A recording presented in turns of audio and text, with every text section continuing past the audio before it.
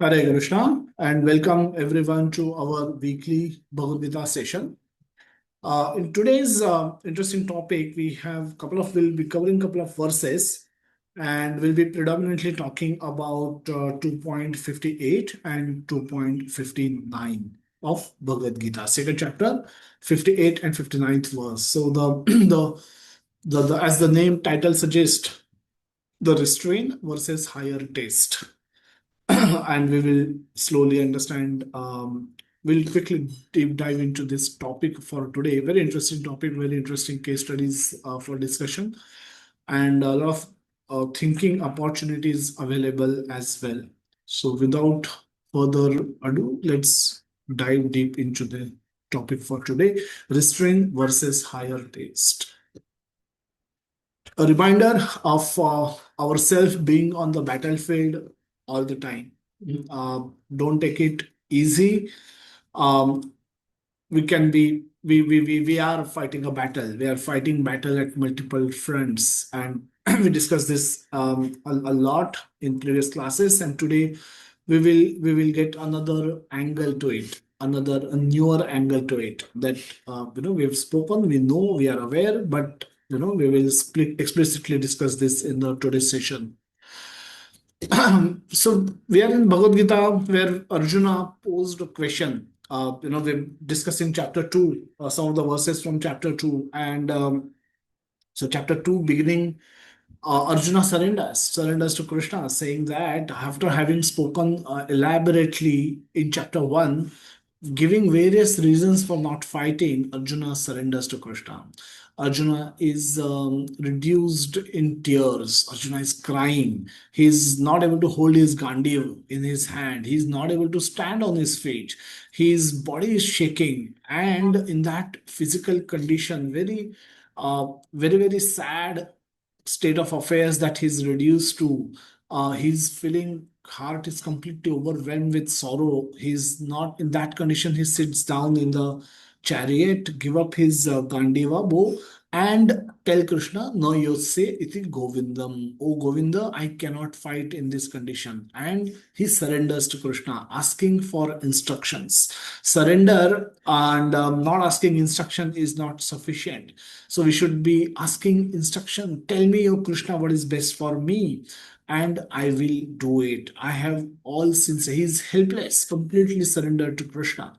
And Krishna begin his instructions by highlighting by giving Atma Dhyan to Arjuna. Atma Dhyan is knowledge about the self. Krishna spoke elaborately from verses starting from verses 2.12 till 2.30, giving information about the real identity of a living entity. The living entities are spirit, soul. They have currently these bodies. They are not the bodies. A dental, smallest of the dental surgery is performed with anesthesia. But the biggest surgery that one can ever see is post-mortem is performed without anesthesia. Why? Because the experiencer of pain is missing. If a empty theater play a comedy movie or a horror movie, none of the chair neither laugh nor they get scared. Why? Because they are not conscious. The conscious being, when they choose to enter that theater and concentrate on the screen of whatever is displayed on the screen, and then they get captured by the images and the sound that comes after that. And if the funny movies play, they laugh. If the horror movies played, they get scared. Think of an empty theater where continuously 24 by 7 horror movies played. Does not have any effect. Similarly, when the experiencer of pain leaves the body, no matter how you deal with that body, it does not matter. So that's why the soul is who really we are. Soul is really who we are, and uh, and Krishna says that later in Bhagavad Gita, Krishna will tell that. This soul is nothing but a part and parcel of Krishna, a separated part and parcel of Krishna. Just like a sun ray is a separated particle of sun, has all the similar qualities that are that are there in sun. The sun gives light and heat. Similarly, a sun ray entering into our house can also give light and heat, but in a very very small quantity. Sun can give light and heat in huge quantity, whereas the sun ray, a single sun ray, can also give heat and light, but in a very very small minute quantity. So to that extent, it is similar to sun, but it is not sun. Similarly, we are similar to God, but we are not God. We cannot become God. We come into existence as soon as God comes into existence. Just like when the moment sun rises, the sun rays are all available for us to perceive. But so to that extent, the sun rays are eternal. They exist as long as sun exists. And similarly, we exist as long as Krishna exists. And Krishna is Anadi Adir Govinda. He exists forever. When nothing existed in this universe, still Krishna existed. And similarly, we also existed. Our positions were different. We were not in this material world before this world was created. We were in the belly of Vishnu. And when the world got created, when he felt like creating, he created. And then he manifested all these jivas, the living entities, to come out and enter each universe. And that's how the creation began. That's how the life came. Life comes from life. Life does not come from matter. No mobile, two mobile phones kept together for 1 year cannot produce a third mobile phone. So life comes from life, and therefore we are Krishna is a person. Therefore, we are persons. Being a person, Krishna is personal also. Similar to us, we have likes and dislikes. Similarly, Krishna can have likes and dislikes. So we need to understand our connection with Krishna. We are part and parcel of Krishna, and our being a part, our responsibility, our only duty, our only thing that will give us pleasure is when we are associated with Krishna, when we are connected with Krishna, when we are serving Krishna, when we are loving Krishna. That can fill our heart with joy, spiritual joy. And all our other efforts of becoming happy in this world, as we will see more in detail in the today's session, how they meet with failure. This All these attempts are destined to be failures, and we try it again and again, we fail again and again, and we try again without learning from our mistakes, and that's horrible thing to do. So this is where we are. After having explained about the concept of soul, Krishna tells about the karma, the theory of karma, and advises Arjuna to work with detachment. Previous to that, he says, even if you hatova prapsase swargyam jitva va bhokshase mahim.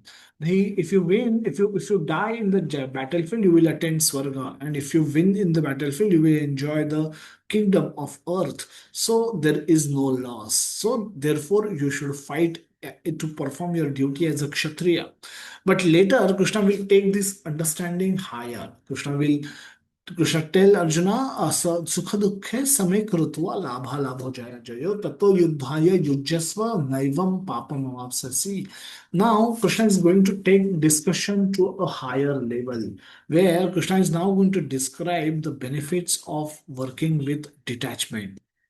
If you work with attachment, if you're attached to the fruits of your actions, you are Krishna says you are that's you are a miserly person. You are a miserly person who doesn't know how to act, who doesn't know what his real benefit is, and therefore he's acting in the way he is acting. So don't be a miserly person. Act as a act for the purpose, act with detachment, act with knowledge that you are not the only doer. Krishna has role to play in your life as well. Every desire that you express has to be sanctioned by Krishna in order for that desire to become reality. Every fruit that you desire, every fruit that you want to get, has to be sanctioned by Krishna, else it does not come.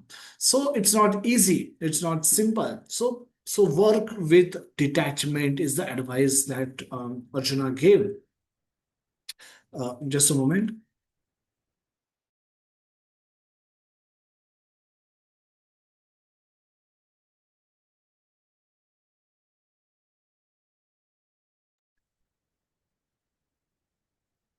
Okay. So working with detachment, and then Krishna introduces various concepts. Krishna introduces the Janma Bandha Vinurmukta in the 51st verse, that that you're caught up in the cycle of birth and repeated death. And becoming free from that cycle is your responsibility. And human life is that facility where you can fulfill this responsibility, where you can actually attain this mukti from the repeated cycle of birth and death. And then Krishna describes beautifully how a person who is transcendentally situated, who is spiritually situated, who is fixed in spiritual consciousness, can work without getting affected by the dualities of this world. The world is filled with dualities. There is good and bad coexist right from time immemorial. There were devas and there were asuras who didn't wanted to serve Lord, who didn't wanted to love Lord, who wanted to enjoy the property of Lord without Lord. So asuras exist forever, perpetually. There are people who do not want to listen to Krishna, do not want to listen to the instructions of Krishna, and they on their own wish to enjoy the property of Krishna without Krishna, by eliminating Krishna, by removing Krishna, and some even try to kill Krishna so that they can enjoy Krishna's property perpetually. It does not happen that way. So so these people exist. These people exist who are always fixed in spiritual consciousness. And Krishna described them in the 52nd and 53rd verse. And hearing about them, Arjuna becomes curious. Arjuna becomes curious because he does not find himself in the same category. He's aware that he's not there as yet. Krishna, he's probably here, and Krishna is describing somebody who is at a different level completely, at a better level, at a higher level. Now Arjuna wants to know more about such a person, and hence he asks a beautiful question that oh, oh Krishna, please tell me what are the general symptoms of this person. Sthita Prajna is that person. Is Krishna described that person as a Sthita Prajna who remains fixed in happiness, distress, and ups and downs of life. He's never his attention is never diverted. He is always fixed in his purpose. He's purpose driven. He does not get affected by small things happening in his life, and he keep his focus and keep working on the purpose of life. And so Arjuna wants to become somebody that Krishna has already described. So he asks this beautiful question: Sita Pradnyasya ka bhasha samadhistasta keshava sitadev kim prabhasheta kim asita vrajeta kim. Oh Krishna, please tell me the general symptoms, general characteristics of such person. Krim prabhasheta means how does this person speaks on receiving praise, blame, affection, hate. What will he say? What will he say internally and externally? We at times we say something different internally and we say something different externally. But this person, if he is transcendentally situated, how will he deal with all these events in life? Because everyone get these kind of events in their life. Sometimes you receive praise, sometimes you receive criticism, and how you cannot become angry when someone criticizes you, somebody backbitches you, somebody gossip against you, somebody tells spread lies against you. How can this person remains unaffected? Why he can't hate them? Why he can't get angry with them? And when people praise them, why this person does not become proud, does not become arrogant? It's naturally for somebody to feel proud of one's achievement. How I deserve this, how am I entitled to all this respect, is what people generally want to show off. But this person is not interested in all of that. So Arjuna wants to know about this person. So Kim, Ka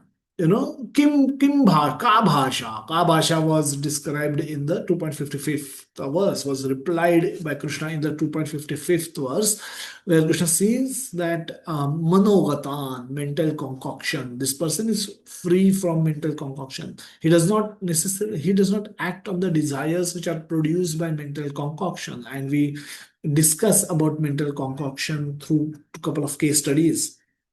And Kim Prabhasheta, what does he speak? On receiving praise and blame, affection or hate. Now that this we discussed in our previous Sunday session, 2.56 and 2.57 verse, beautiful verse 2.56. And we discussed the purport in detail with reference to a case study of Srila Prabhupada.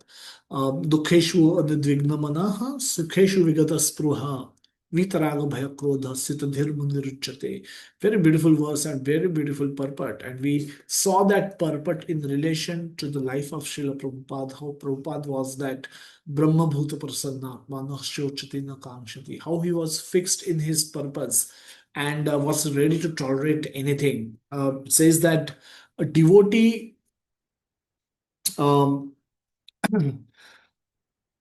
uh, it's a beautiful, it is described that a devotee holds nothing back and nothing holds a devotee back. A devotee holds nothing back and nothing can hold a devotee back when while acting in the Krishna consciousness. So Srila Prabhupada exemplified that he didn't held anything back with him. He gave whatever he had, he gave everything to Krishna, everything for the service of Krishna. And nothing holds a devotee back. No matter how difficult situations Prabhupada was going through, he kept serving Krishna, he kept loving Krishna, he kept thinking of various ways and means in which he can serve Krishna. Then now today we will look at the third aspect of this question. Kim Asita. How does he see it? How does he see it? How does he restrain his senses from the sense object in the world full of temptations? Now, this is the section of verses starting from 2.58 going on until 2.63. But we will discuss a couple of verses from this section today, and the rest of the section we can take in the subsequent Sundays. But Kim Asita is the question that we are trying to address, just to make bring everyone on the same page. And in this context, we will discuss 58 and 59. Yada samharate chayam kurmo कुर्मुंगा सर्वशः इंद्रियाणि इंद्रियार्थेभ्य तस्य प्रज्ञा प्रतिष्ठिता. One who is able to withdraw his senses from the sense objects as the tortoise draws its limbs within the shell is firmly fixed in the perfect consciousness. Tasya pragya pratishtha. Pragya is intelligence. Intelligence is fixed in its perfect consciousness. Now, this is the verse. Let's hear something in this context.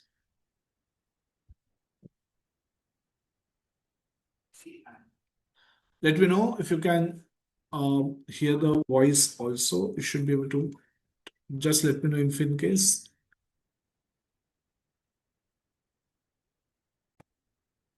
Please listen carefully and we will have a little question answer after this.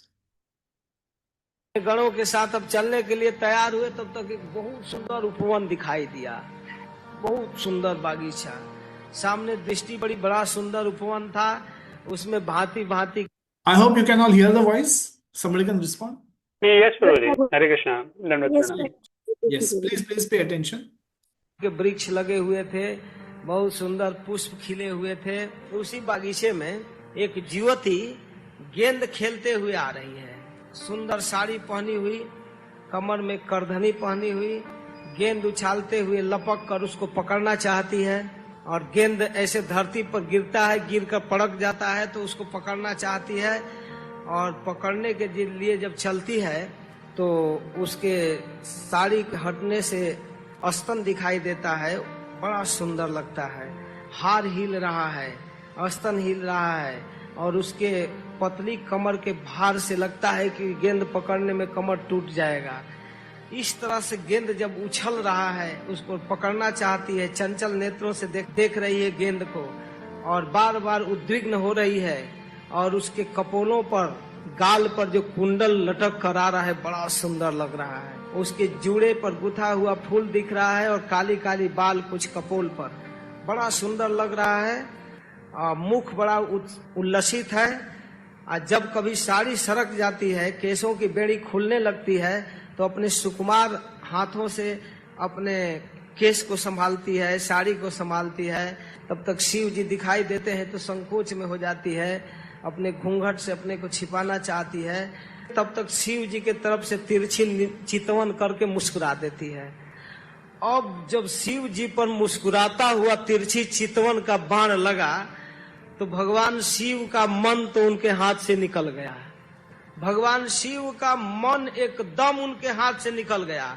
उस रूप को, उस युवती को देखने में इतना तन्मय हो गए, उनका चितवन एकदम रस में भर गया, और इतने विह्वल हो गए कि अपने आप की सुधि नहीं रही। यह भी ध्यान नहीं रहा कि साथ में पार्वती जी है और गण है, बस उस ज्योति को पकड़ने के लिए चल दिए। और गेंद उछाल रही थी, खेल रही थी, तब तक शिव जी एकदम तेज गति से दौड़ते हुए उसके तरफ आ रहे हैं। और जब शिव जी को देखती है तो भागने की कोशिश करती है, भाग रही है, अपने साड़ी को संभाल रही है, इधर उधर भागने का कोशिश करती है। और शिव जी उसके पीछे जब दौड़ने लगे, एक एक अंग इतना सुंदर लग रहा है, जहां शिव जी का दृष्टि पड़ता है वहीं उनकी आंख गड़ जाती है। अब इस तरह से मन उस ज्योति में आकृष्ट हो गया कि एकदम आसक्त हो गए। उसने शंकर जी के विवेक छीन लिया। अब भागने में, गेंद के साथ खेलने में पहले ही उसकी साड़ी खुल गई थी। एकदम अर्धनग्न होकर वह ज्योति पेड़ के ओट में, कभी इस पेड़ के ओट में, कभी उस पेड़ में भाग रही है। शिव जी पीछे दौड़ रहे हैं, अपने को छिपाने की कोशिश करती है, और पेड़ के आड़ में छिप कर शिव जी को देखकर हंस देती है, और ठहरती नहीं, फिर भागती है, फिर पकड़ना चाहते हैं। काम बस होकर शिव जी ऐसे भाग रहे थे जैसे कामातुर हाथी हथिनी के पीछे दौड़ता है। उन्होंने अत्यंत वेग से पीछा करते हुए जूड़ा पकड़ लिया, पीछे से उसके जूड़े को पकड़ लिए, और दोनों भुजाओं से भर लिए, पकड़ लिए, और आलिंगन करने लगे। पकड़े और इधर से खिसक कर छुड़ाने की चेष्टा कर रही है। तब तक छीना छपटी में उसका केस, जूड़ा जो खुल जाता है, बाल बिखर जाता है। वास्तव में सुंदरी भगवान की अद्भुत रूप शंकर जी के भुज पास से अपने को छुड़ा लिया, और बड़े वेग से सरक कर भागी। भागने लगी तो पीछे से दौड़ रहे हैं एकदम मदोन्मत्त हाथी की तरह, लेकिन भगवान शिव का अमोघ वीर्य स्खलित होने लगा। सुखदेव गोस्वामी कहते हैं कि जहाँ जहाँ जिस स्थान पर भगवान शिव का वो अमोघ वीर्य गिरा, वहाँ सोने चांदी की खाने बन गई। इसके बाद कुछ ही देर के बाद भगवान शिव को होश आया। तो जब शिव जी को होश आया तो ग्लानि नहीं कर रहे हैं, तुरंत ही शिव जी अपने उस दुखद प्रसंग से अलग हो गए। भगवान देखे कि शिव जी को अपने स्थिति पर संकोच नहीं है, न लज्जा है, भगवान पुरुष रूप में प्रकट हो गए। उस मोहिनी रूप को छोड़कर चतुर्भुज रूप में आ गए, और कहने लगे, देव शिरोमणे, बड़े आनंद की बात है कि आपने तुरंत समझ लिया। भला आपके अतिरिक्त और ऐसा कौन पुरुष है जो इस स्थिति में अपने को संभाल ले और समझ जाए कि ये मेरी माया है। यद्यपि मेरी यह गुणमयी माया बड़े बड़े लोगों को मोहित कर देती है, अब आपको कभी मोहित नहीं करेगी। भगवान शिव जी का सत्कार किए, और भगवान शिव उनकी परिक्रमा किए, और अपने गणों के साथ कैलाश पर चले गए। भगवान शंकर ने बड़े बड़े ऋषियों की सभा में अपनी पराजय और भगवान की उस विजय गाथा को गाते फिरते हैं। भगवान शिव पार्वती से भी कहते हैं, देवी तुमने परम पुरुष परमेश्वर भगवान की माया देखी, अपने आंखों से देख ली ना? देखो वो समस्त कला कौशल विद्या आदि के स्वामी हैं, इसलिए प्रभु की आराधना करनी चाहिए। उनके हृदय में कोई क्षोभ नहीं है, क्योंकि वो अपने प्रभु के द्वारा हारे हैं और किसी के द्वारा नहीं, इसलिए खुश हैं।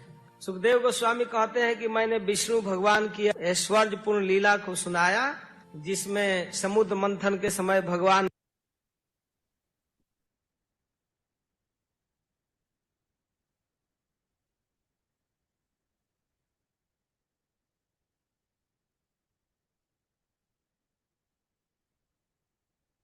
All of you could hear the narration, right? Hindi. Hope everybody understand Hindi a little bit. Yes, Prabhuji. Okay. Yes. This is the Leela that was getting described. This comes in the eighth canto, eighth canto of Srimad Bhagavatam, chapter 12, and there are various verses which describes this particular Leela. The 43rd verse, 43rd text, Lord Shiva is describing after this pastime to Mother Parvati that, oh goddess, you have now seen the illusory energy of Supreme Personality of Godhead, who is the unborn master of everyone. Although I am one of the principal expansions of his lordship, even I was illusioned by his energy. What then is to be said of others who are fully dependent on Maya? So he's speaking to whom? He's speaking to goddess, oh goddess.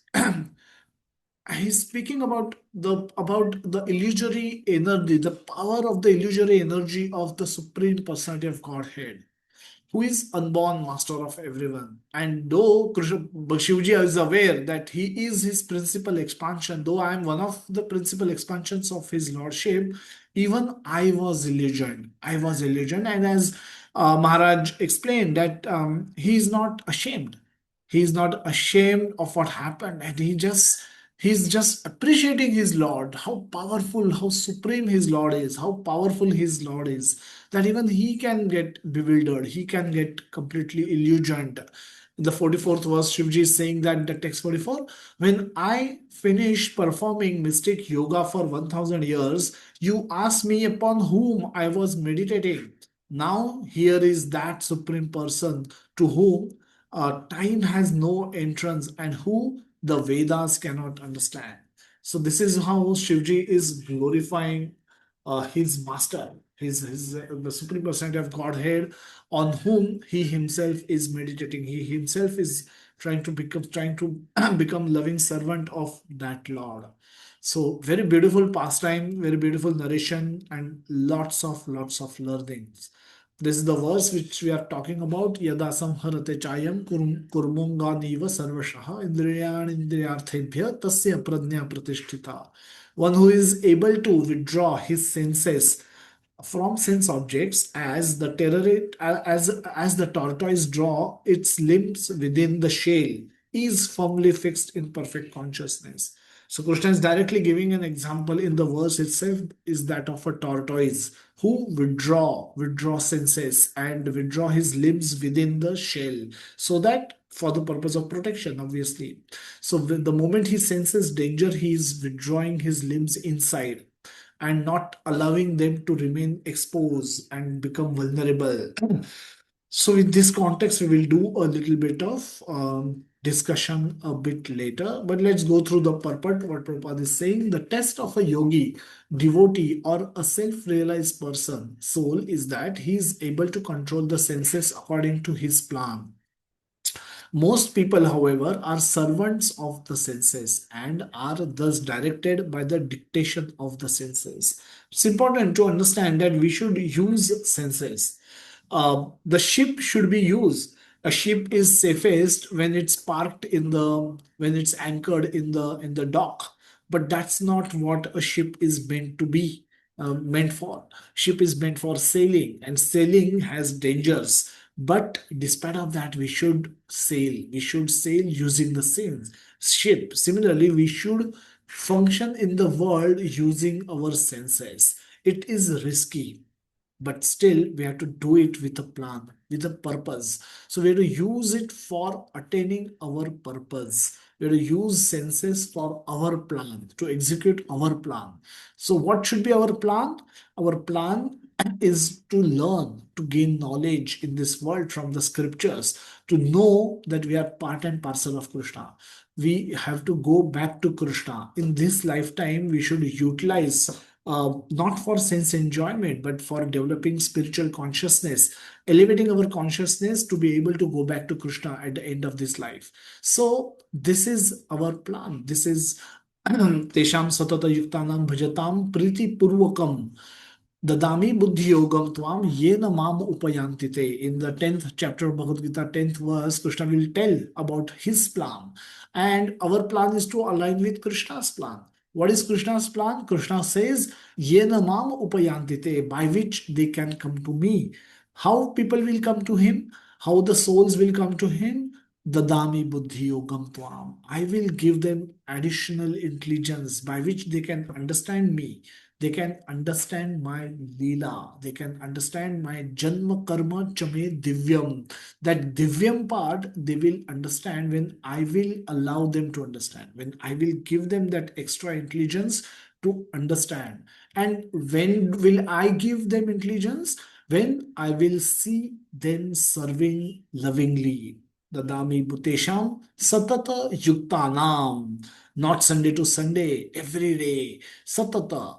Satata is practically 24 by 7. But if that is not possible, but maximum amount of time in our day we should be spending on Krishna consciousness activities. So Satata Yuktanam Bhajatam Priti Purvakam. This should be done lovingly. So we should love and serve Krishna, lovingly serve Krishna. And if we do that, if we Krishna see us doing this, then he will give us extra intelligence to understand him more. And by which, we will love and serve him more. And with this, eventually we will go back to him. We will come back to him. So Prabhupada writes further, the senses are compared to the venomous serpents. They want to act very loosely and without restrictions. The yogi or the devotee must be very strong to control the serpents like a snake charmer. Unless one is able to follow the do's and don'ts, restrictions, restricting oneself from sense enjoyment, it is not possible to be firmly fixed in Krishna consciousness. There are many spiritual paths who says do whatever you want, who don't really give these restrictions, any restrictions they don't keep. And versus Prabhupada, who right from day one is asking people to accept the rules and regulation, accept the four regulative principles, accept accept the uh, accept the chanting of 16 rounds of Hare Krishna Mahamantra, which can take up to 2.5 hours for somebody who is new, and read scriptures, read philosophy, understand philosophy, which is very difficult to follow for somebody who is new to Krishna consciousness. But Prabhupada is not giving any easy way out. Prabhupada is harping, these are the basic things. Everyone must do it. You should do it. Everyone who is coming to temple should do it.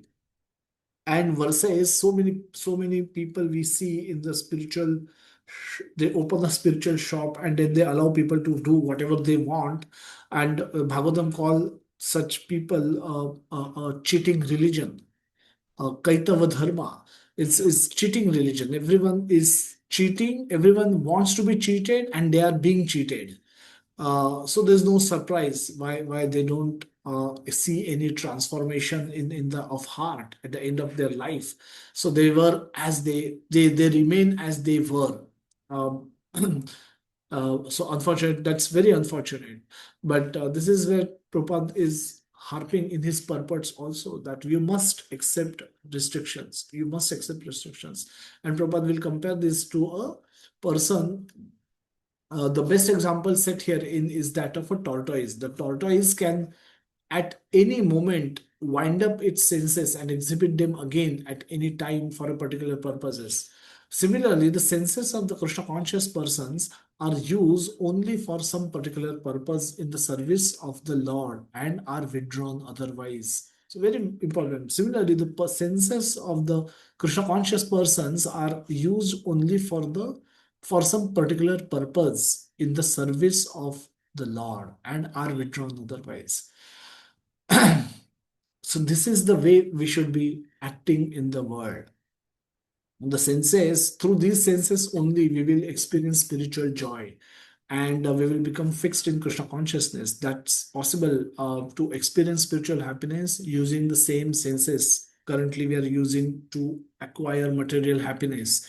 But when we change the topic, change the goal, and engage them in serving, loving service of Krishna, and in that, through that, we experience spiritual joy, then we are able to easily give up the lower attempts of acquiring happiness through sense gratification. So, just like a snake charmer keep snakes under his control.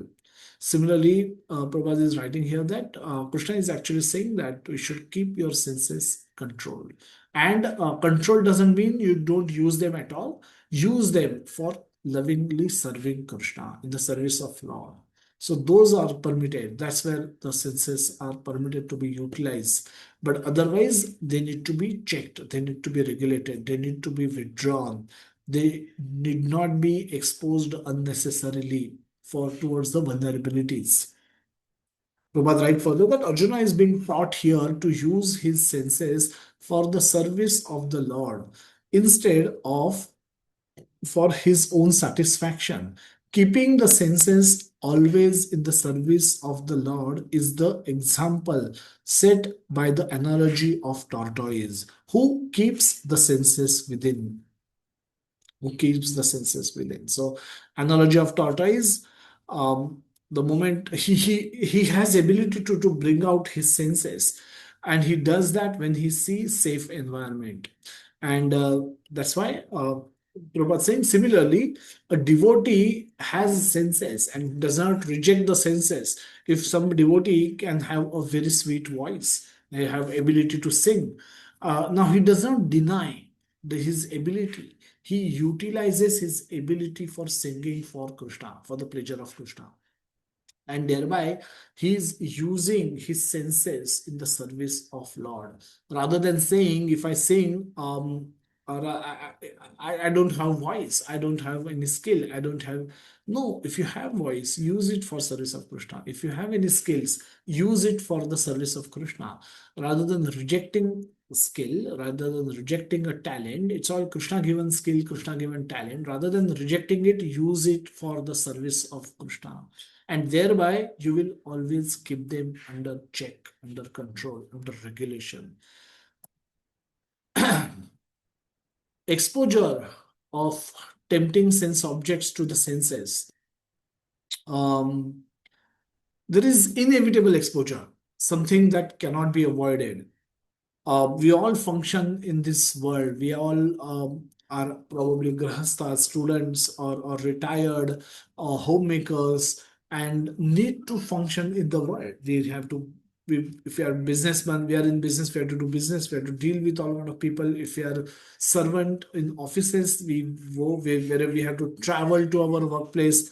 We have to deal with people at our workplace, good, bad, ugly, all kind of people can be there, and like that we have to function in the world in general.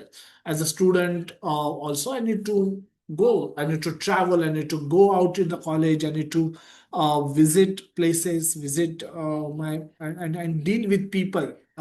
Not all of them will be of my choice. So so while doing this, there will be inevitable exposure that can come for my sense objects, of the sense objects. And so that's unavoidable exposure. I must learn how to deal with that kind of exposure and what to do, what not to do. Second is initiated exposure. one is unavoidable, but second one is one's is exposure initiated by one's own desires, and one we take initiative to to get expose ourselves to the sense objects, and that is something avoidable. The implanted is again is careful planning. We plan for those experiences, make sure that nobody can find out, and we try to enjoy those sensual pleasures for getting some satisfaction. So the unavoidable जो exposure होता है, that we have to learn to deal with it, but we should avoid initiated and implanted exposures, so that our spiritual life can remain peaceful. It does not get broken down. It can otherwise destroy our spiritual inclinations, spiritual plans, spiritual purpose. So we have to be very careful with the amount of exposure that we give to our sense of our senses to the sense objects. Now, having learned this, let's review the pastime that we've heard from Gaur Krishna Maharaj about Lord Shiva. So after the Sagar Manthan, of the Samudra Manthan pastime, Lord Shiva obviously came to know that so and so pastime had happened, but he couldn't take darshan of Mohini Murti because that was an instant incarnation that Lord had to manifest in order to save the pot of Amrut. He wanted to give it to only Devatas, and to act in that way, he had to instantly manifest this incarnation of Mohini Murti to bewilder the Asuras and make sure that the entire nectar is given to the Devatas. So Lord Shiva was not present at around that time. So he visited Lord along with his consort, Uma Devi, and his ganas, and there he praised Lord. The previous verse says he elaborately praises Lord. Bhumika banate hai. Gaur Krishna Maharaj very sweetly says that he अच्छे से भूमिका बनाते हैं. Background he creates by praising Lord before he puts forward his demand. जैसे बच्चे भी बहुत buttering करते हैं पेरेंट्स को. अगर कुछ मांगना होता है उसके पहले अच्छे से आके बटरिंग करेंगे, अच्छे से बोलेंगे, अच्छे से बिहेव करेंगे, and sometimes when that's they start doing that, the parents become more suspicious कि अचानक से ऐसे क्यों कर रहा है.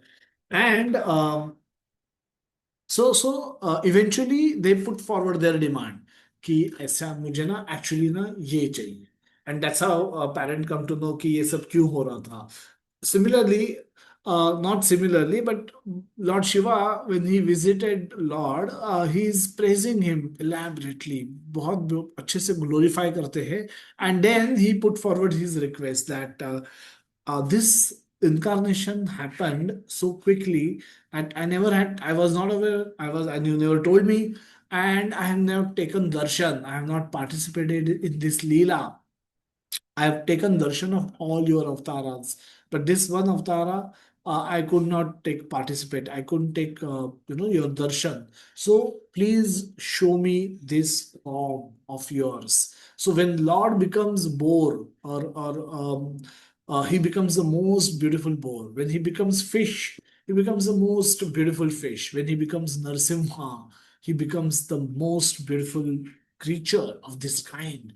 He becomes Ram, he becomes the most beautiful human. And when he comes as Krishna, he attracts each and everyone, everything and everyone he attracts by his charm. So he is who he is. He is the most attractive in this whole creation.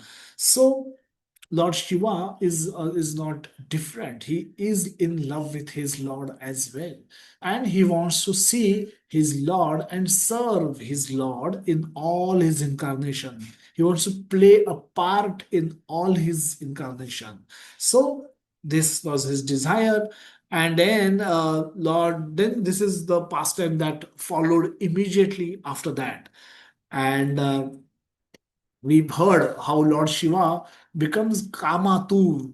Just like a mad elephant, he was chasing this lady, not knowing who she is, from where she came, where she wants to go, who her parents are. He had no vivek left, no satsad vivek buddhi left in him. He just ignored even the presence of Parvati, Mata, my mother, Parvati. Her presence also he forgot. All his followers were with him. He forgot that also, and he simply ran behind this girl, trying to catch hold of her just because she looked very beautiful. She looked at him and she smiled and then she ran away.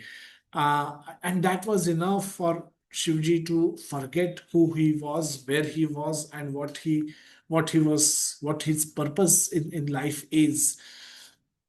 So, having heard what we've heard, let's discuss a few questions. How Lord Shiva should have acted in this situation? We have studied the pastime, we have studied the verse in which connection, in the connection of this, that how we studied the example of tortoise, what and how Lord Shiva should have acted in this situation is the question.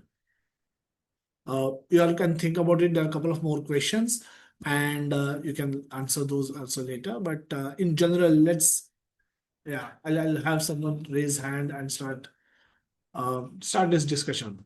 That how Lord Shiva should have acted. Of course, the background is the verse and then the analogy of tortoise. Yes, Lakshmi Mataji. जैसे हाथी हथनी के पीछे भागती है क्योंकि उसकी स्पर्श पाने के लिए और उसका संग करने के लिए, वैसे ही शिव जी का भी यहाँ पर उसी इसमें वो जा रहे थे, उनको वो पता नहीं चल रही है मैं उनके पीछे भाग रहा हूँ करके। तुम That's तो correct. That's the description. But उनको कैसे क्या करना चाहिए था, क्या नहीं किया, क्या नहीं करना चाहिए था, या अदर वे? नहीं, एक्चुअली उनका उनका अपना सेंसस तो कंट्रोल करना चाहिए, लेकिन सेंसस कभी कभी क्या होती है, हम लोग वो सेंसस को तो जैसे स्पर्श करने का हो या नहीं तो सुगंध आ रही है तो कुछ वो सेंसस हमारा तो कुछ ज्यादा ही वो एक्टिवेट हो जाता है, वो उसके पीछे हम लोग एकदम पागल के समान चले जाते हैं। लेकिन उसकी कंट्रोल करना चाहिए हम लोगों को, तो भगवान के नाम लेके या नहीं तो भगवान का पुष्प सुगंध करने के लिए, उन सब के लिए तो यूज करना चाहिए, लेकिन हम वो यूज नहीं कर पाते क्योंकि हमारा बुद्धि तो उसी के पीछे चली जाती है। वो कंट्रोल करने के लिए ही तो हम भगवान कृष्ण की शरण में जाना चाहिए actually. Okay, very nice, Mataji. Vikas Roji and then Prashant Roji. Hare Krishna, Guruji, Dandavat Pranam. So the question is, although Lord Shiva is dheer, as Srila Prabhupada mentions once, that he is not agitated, and this is purely the pastime. But as this verse is explaining us that as the tortoise is controlling the senses, he restrained the senses from outside, then he should have acted in that way. And as per like we can understand in the general terms. Otherwise, Lord Shiva, as we mentioned, that he is dheer. And that also tells that when Lord Krishna says that Devi Esha Gunamayi Mam Maya Durataya, to how much extent that Maya Devi is powerful, that she even attracts the attention of Lord Shiva, who is actually whose senses are very much in his control. So, to my understanding, that the behavior should have been like as is mentioned in this verse, that as the tortoise restrains or he takes in every senses of him when the danger comes. So, at the time when these provocative situation comes in our life, we should turn towards Krishna in a prayerful mood that I am not able to control this. So, you please help me, and in that way, our behavior should be Krishna conscious. Hare Krishna. That was Pranam. Prashant Roji. Hare Krishna Prabhu ji. Hare Krishna. जैसा प्रभु जी आपने बताया कि जो महादेव जी की स्थिति है वो महादेव है, देवाधिदेव है। तो महादेव जी भी हमेशा उनसे जो कहते हैं कि शंभु वैष्णवानाम श्रेष्ठ शंभु, जो मतलब महादेव जी हैं वो उनसे वो श्रेष्ठ वैष्णव कभी आज तक न हुआ है और कोई होगा नहीं, तो उनको श्रेष्ठ वैष्णव कहा जाता है। तो मैं समझता हूँ कि अब अगर इस स्थिति में वो अगर जो अपने आप को नियंत्रित नहीं कर पाए इसका अर्थ मैं समझता हूँ, अभी मुझे भी इतनी ज्यादा जानकारी नहीं है कि मैं सही बोल रहा हूँ या क्या, कि अगर या तो फिर जैसे कि आपके द्वारा सुनता हूँ प्रभु जी की, अगर आप पूर्ण रूप से भगवान श्री कृष्ण जी को समर्पित रहते हैं तो वही आपकी मदद करते हैं प्रत्येक स्थिति में। तो इस स्थिति में भी वही मदद करने वाले हैं। तो अगर महादेव जी भी अगर जो अपने आप को नियंत्रित नहीं कर पाए, तो इसका अर्थ ये हुआ कि फिर वो फिर अब अब मतलब इसका फिर क्या उत्तर मैं दे सकता हूँ अभी तो ये बहुत मतलब ऐसी स्थिति है कि क्या उत्तर दिया जा सकता है। हरे कृष्ण प्रभु जी। Let's go to the second. Yeah, Rajiv, then Parul Mataji. We can hear a couple of more comments and then we can go to the next question. Or I'll let me open all the questions and then you can answer any of these. So second question I wanted to ask is what is the general principle we can learn? And the third is more of our concerning ki what is the practical application for us. So all together you can answer. Okay, so what is the general principle that we can learn from this pastime? And what is the practical application for us? It's as Vikasoji rightly said, it's Shivji participated ultimately in the Leela, and Leela he played his part, but there is a general principle that exists for all of us, and what is that? And then how we can practically apply it in our day-to-day life. Yes, Rajiv, then Parul, Mataji. Krishna Prabhu जी, दंडवत प्रणाम। Hare Prabhu Krishna.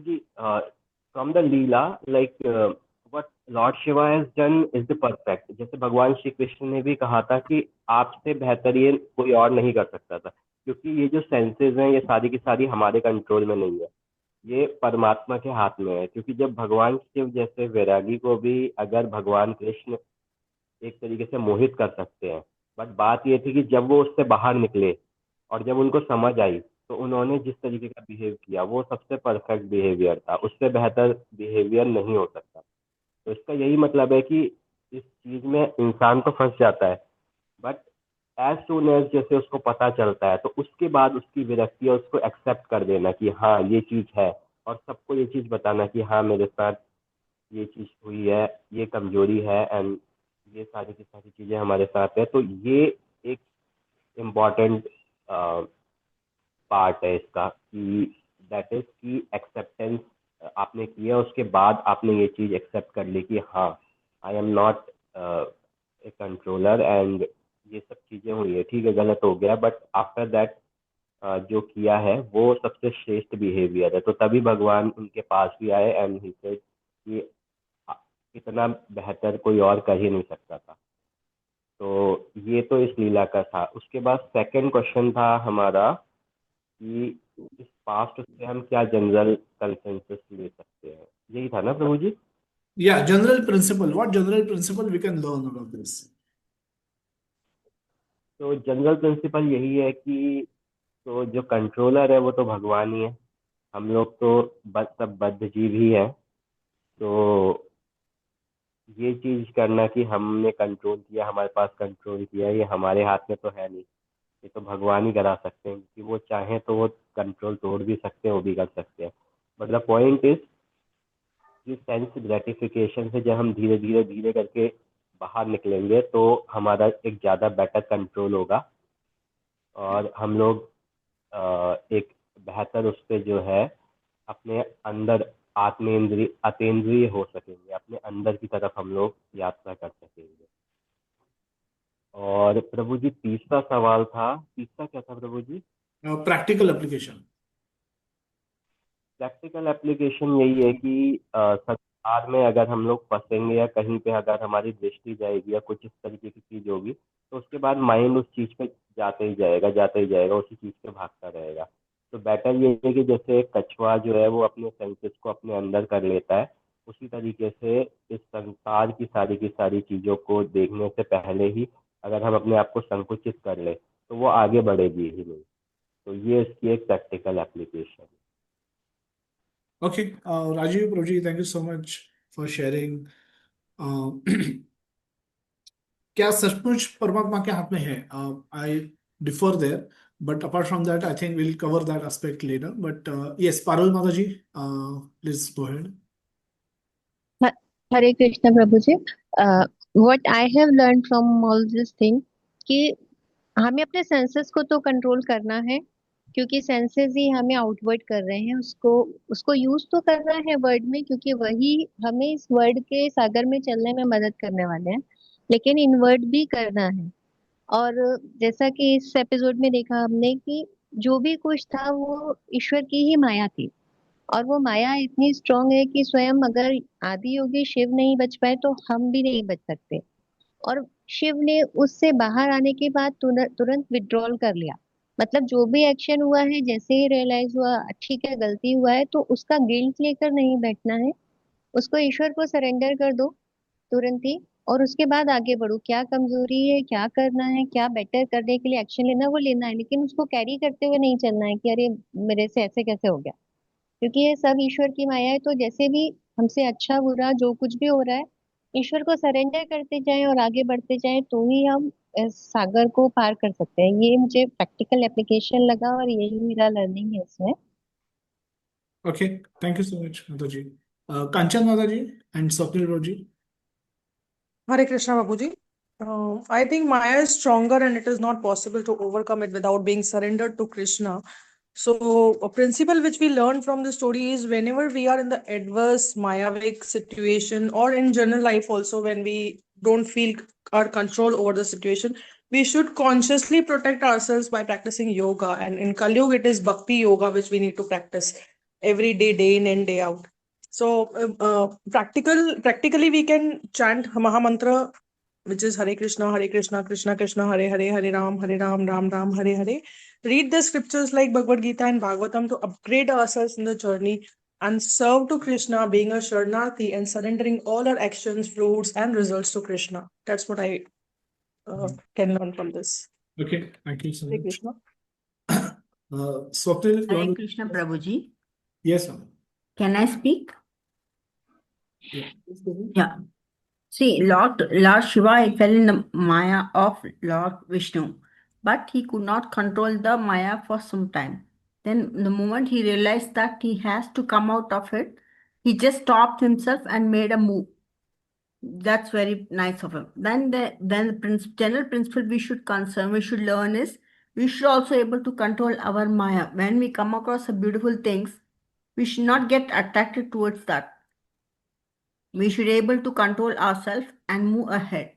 And the principal application is we come across many beautiful things. It doesn't mean that we have to follow that.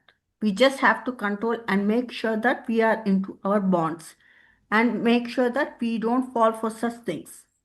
That's all. Okay. Sanjeev Prabhuji, you wanted to share something? Yes, Hare Krishna Prabhuji. Just the answers to these questions. How Lord Shiva should have acted in this situation? Well, he should have acted exactly like the tortoise by withdrawing his senses at that point of time. The general principle we can learn is that senses are like exactly like venomous snakes. So we need to control the senses, and the practical application for us is that the best way to control the senses is to engage your senses in the service of the Lord. Engage your senses in devotional service. That's my brief point I wanted to make. Thank you.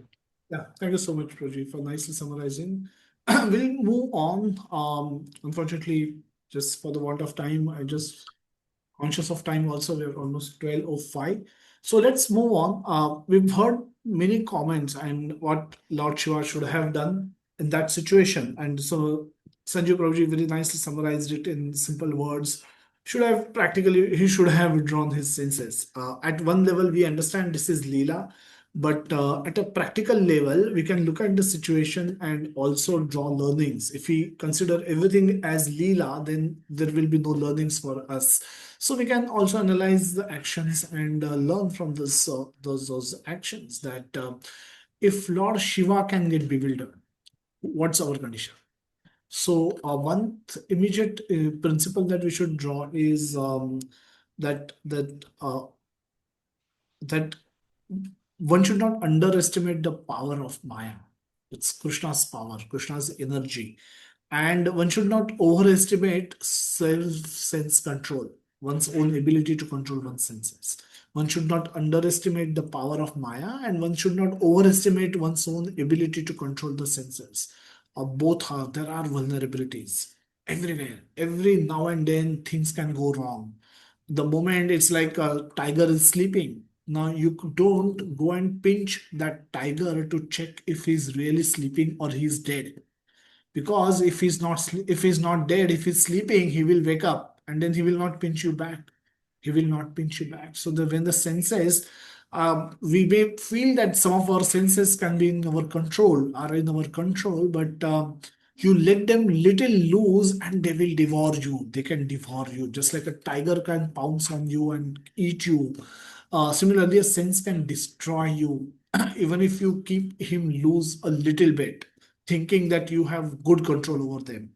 So, general principle is this: it's not easy. It's not easy, and extremely we have to be extremely cautious of. We should not underestimate Maya, and we should not overestimate our own sense control.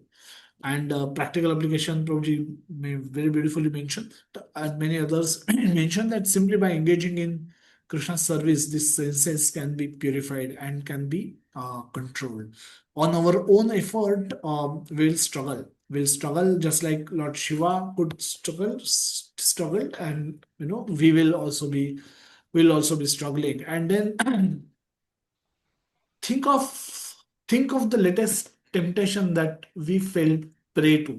Now it may not be a situation like Lord Shiva was in. We may not run behind opposite sex person, but for us, our tempting situation could be that dress in the market which I bought when I had no need to buy. A watch that I purchased, ended up purchasing when I had five watches in my home. Think how we fail prey to the sense object. Sense objects, we see those sense objects, we fantasize pleasure, and we end up buying even if when we didn't needed to buy, didn't needed to act on it. Take a moment to reflect on your shopping done in last 1 week, since last Sunday, and if you have done something like this, if you have bought something like this, if you have done something like this which you didn't needed to do, but you just did it because it promised some pleasure, um like then just reflect on it. So I don't want you to type yes no, just reflect on it, that are we falling prey to the sense objects, the temptations that are promised by the sense objects, are we often falling prey to it or not? If Lord Shiva can fall prey, um, there is every likelihood that we all are vulnerable to these things, and we all from time to time can fall prey. So there is there's no scope for becoming complacent, that I'm practicing bhakti, I'm practicing chanting for so many days, months, years. Now I'm beyond Maya. I'm beyond the influence of Maya Devi. There's no need for anyone to think like this. The moment you think like this, the next moment you can fall down. So Lord Shiva's fall was part of Leela, but our fall can be real. Lord Shiva could recover himself very quickly. It may take multiple millions of lifetime for us to come back on track. So if we have found a track, might as well stay on track. Not underestimate the power of Maya, not overestimate power of our devotion, or power of our devotional service. Not the process of devotional service is potent, but our practice can be faulty, and because of which the results that we may get can be faulty, and hence don't overestimate our purification or our own capacity to control the senses, and don't underestimate the the power of Maya Devi to bewilder us, to put us into illusion. So this way we can remain steady on path of performance of devotional service. Beautiful verse. Another next one is Vishaya Vinivartante Niraharasya Dehinaha Rasavarjam Rasopyasya Param Drashtva Nivartate. Vishaya Vinivartante. Although the embodied soul may be restricted from sense enjoyment, Nirahar, ahar means food, and nirahar means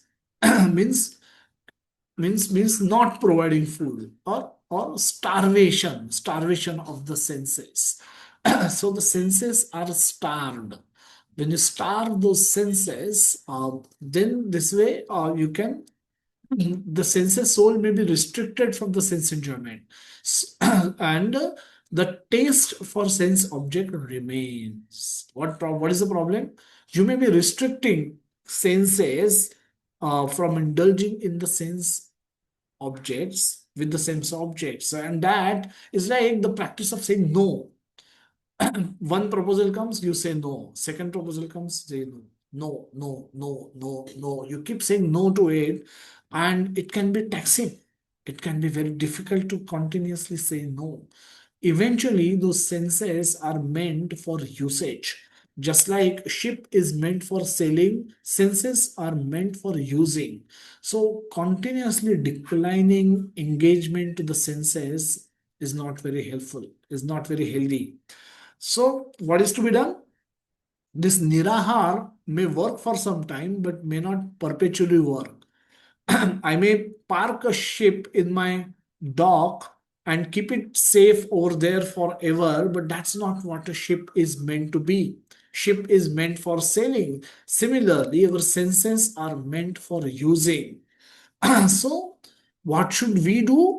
Seizing such engagement by experiencing a higher taste, he is fixed in the consciousness. That param drashtva nivartante, one can go experience the higher, one can one can become fixed in the transcendental consciousness. Why? Because one is able to give up lower taste by experiencing higher taste. One is able to give up lower taste when they experience higher taste. Now this is not this is better than saying no to the senses.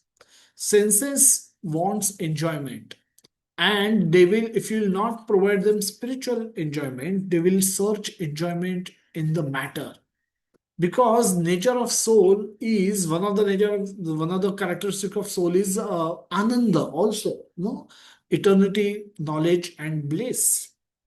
Sat Chit Ananda. So Ananda is what soul will always search for.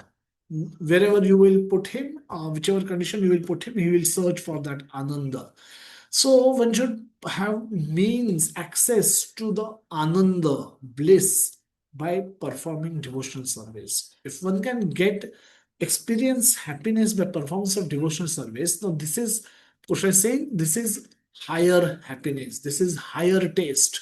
One is, if once you start experiencing higher taste, you can give up lower taste. Once you experience a samosa in temple made up without onion garlic, by offering it to Krishna and then you consume it, you will give up lower taste. You will give up the samosas made up with onion and garlic and all foul tasting material, and which is unofferable to Krishna.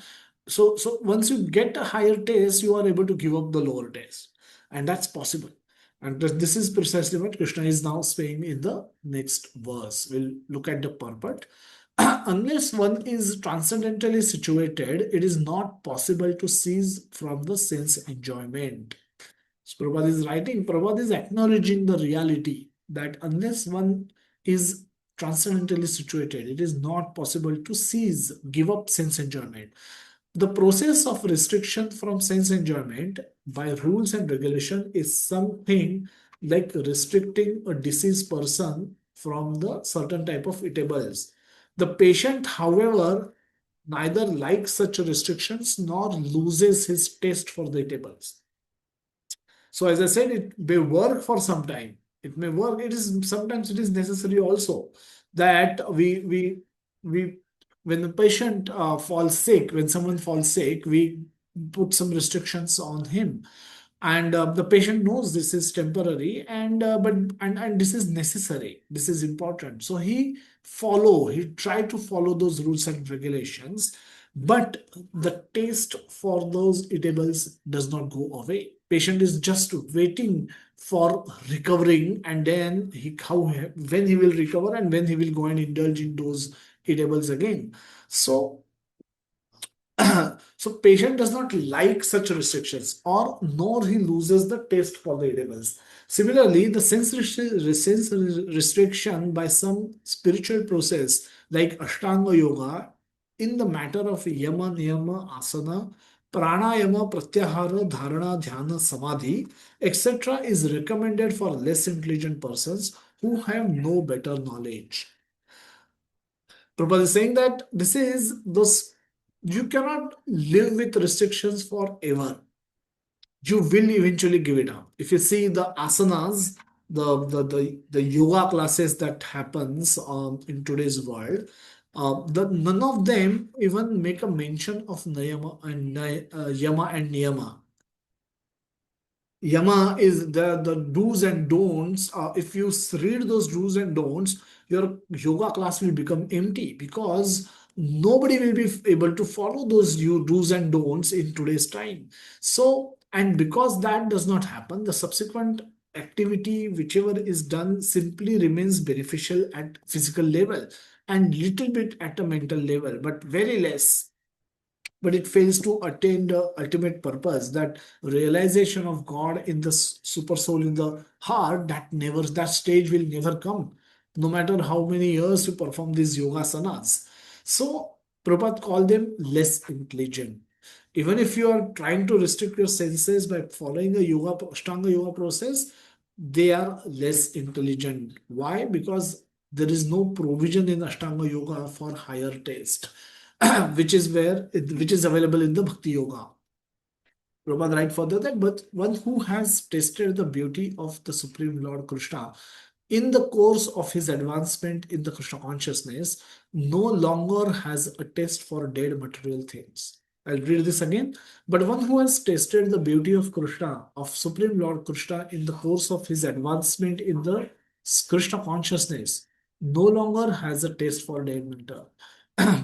So as one advances, as in the course of advancement in the Krishna consciousness, as one progresses in Krishna consciousness, as one perform activities in Krishna consciousness with sincerity, with all our heart, then we can test the beauty of Supreme Lord Krishna. We get a taste of how sweet Krishna is. We get a taste of beauty of Supreme Lord Krishna. And once after having experienced Krishna, we will lose taste for all dead material things. Krishna Surya Sama Maya Andhakar. Jahan Krishna Taha Nahi Mayara Adhikar.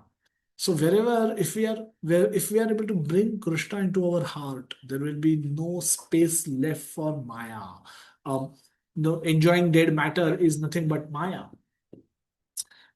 So the Prabhupada writes further, therefore restrictions are there for less intelligent neophytes in the spiritual advancement of life.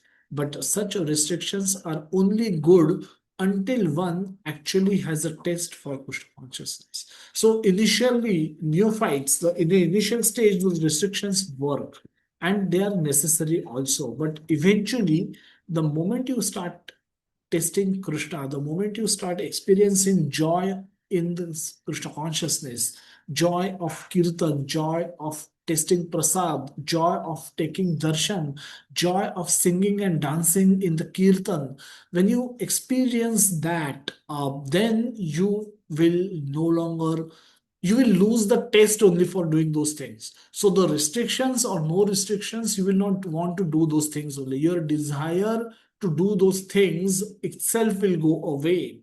So then you don't have to worry. Now that is much better place much better situation to be in rather than controlling one's activities only by rules and regulation. Here you are voluntarily giving up those activities because they are not conducive for Krishna consciousness.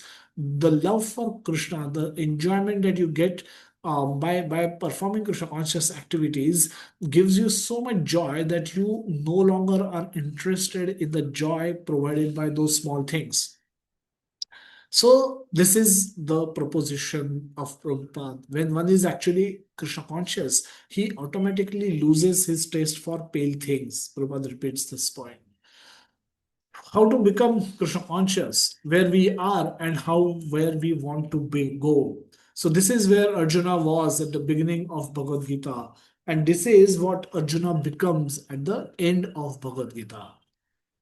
In between, so this is the transformation journey Arjuna has undertaken. What is happening here is at a mental level, Arjuna was feeling discouraged. Discouraged means he was feeling not feeling like fighting the war. He didn't want to perform action. He says, "Why? What is the purpose of winning? If I'm going to win at the cost of losing all my loved ones, what's the point in winning?"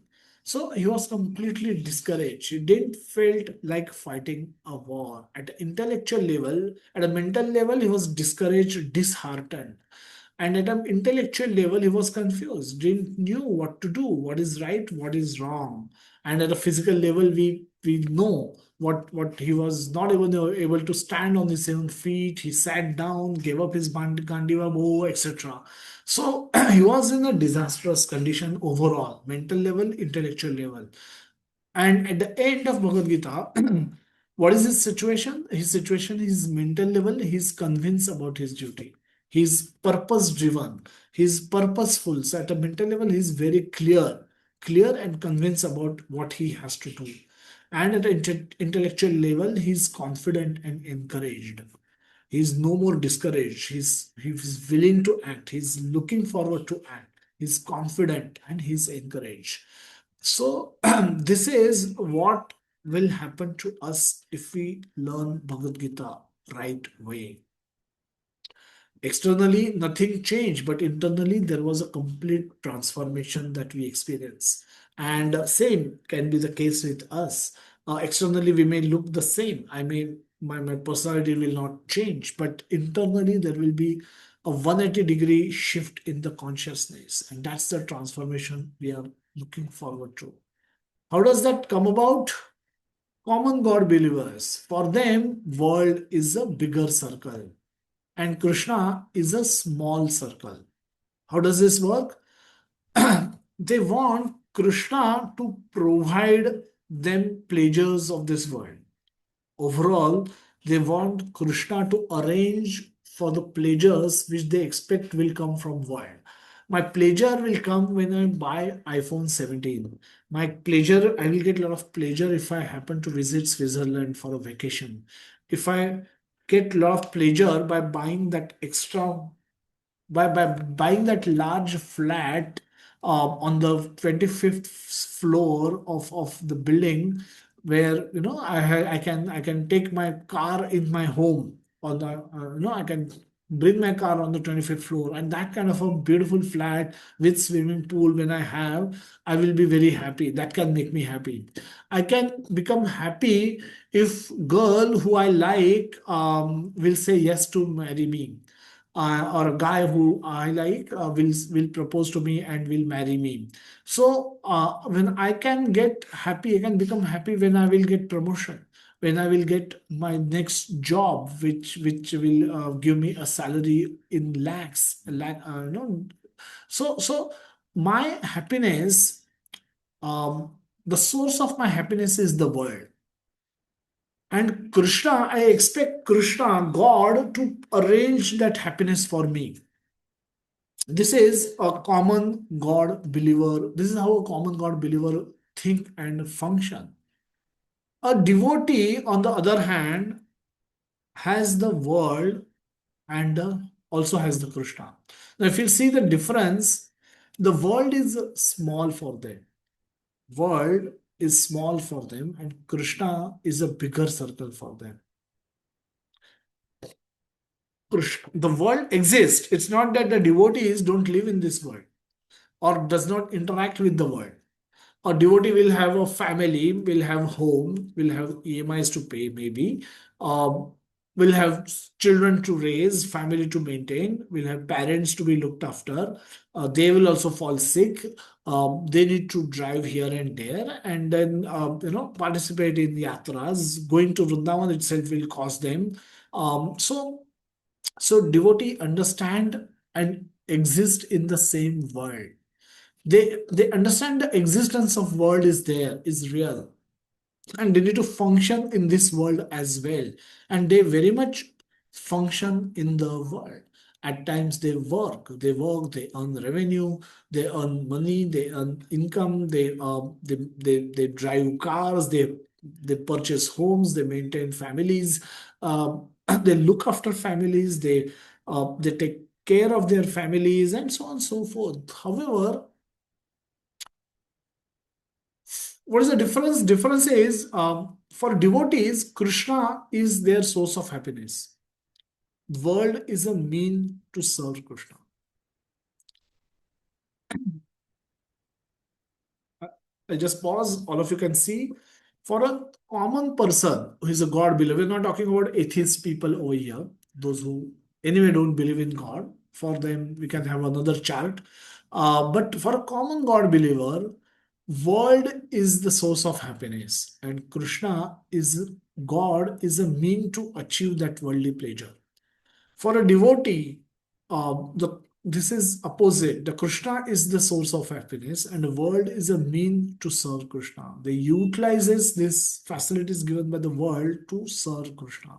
They utilizes everything that they find in this world to serve Krishna. They utilizes their home to bring Krishna in a temple and serve him nicely. They utilizes their vacation for visiting Vrindavan. They utilizes their car for visiting temple. So they utilize their body for bowing down in front of deities. They utilize their tongue to glorify Krishna, to chant Hare Krishna, to taste Krishna Prasad. So they utilize the world to attain happiness out of Krishna consciousness. This is the fundamental shift of this is the transformation. This is a transformation that we all look forward to have. We could be in this phase as of now. For happiness, we don't switch to Bhagavad Gita.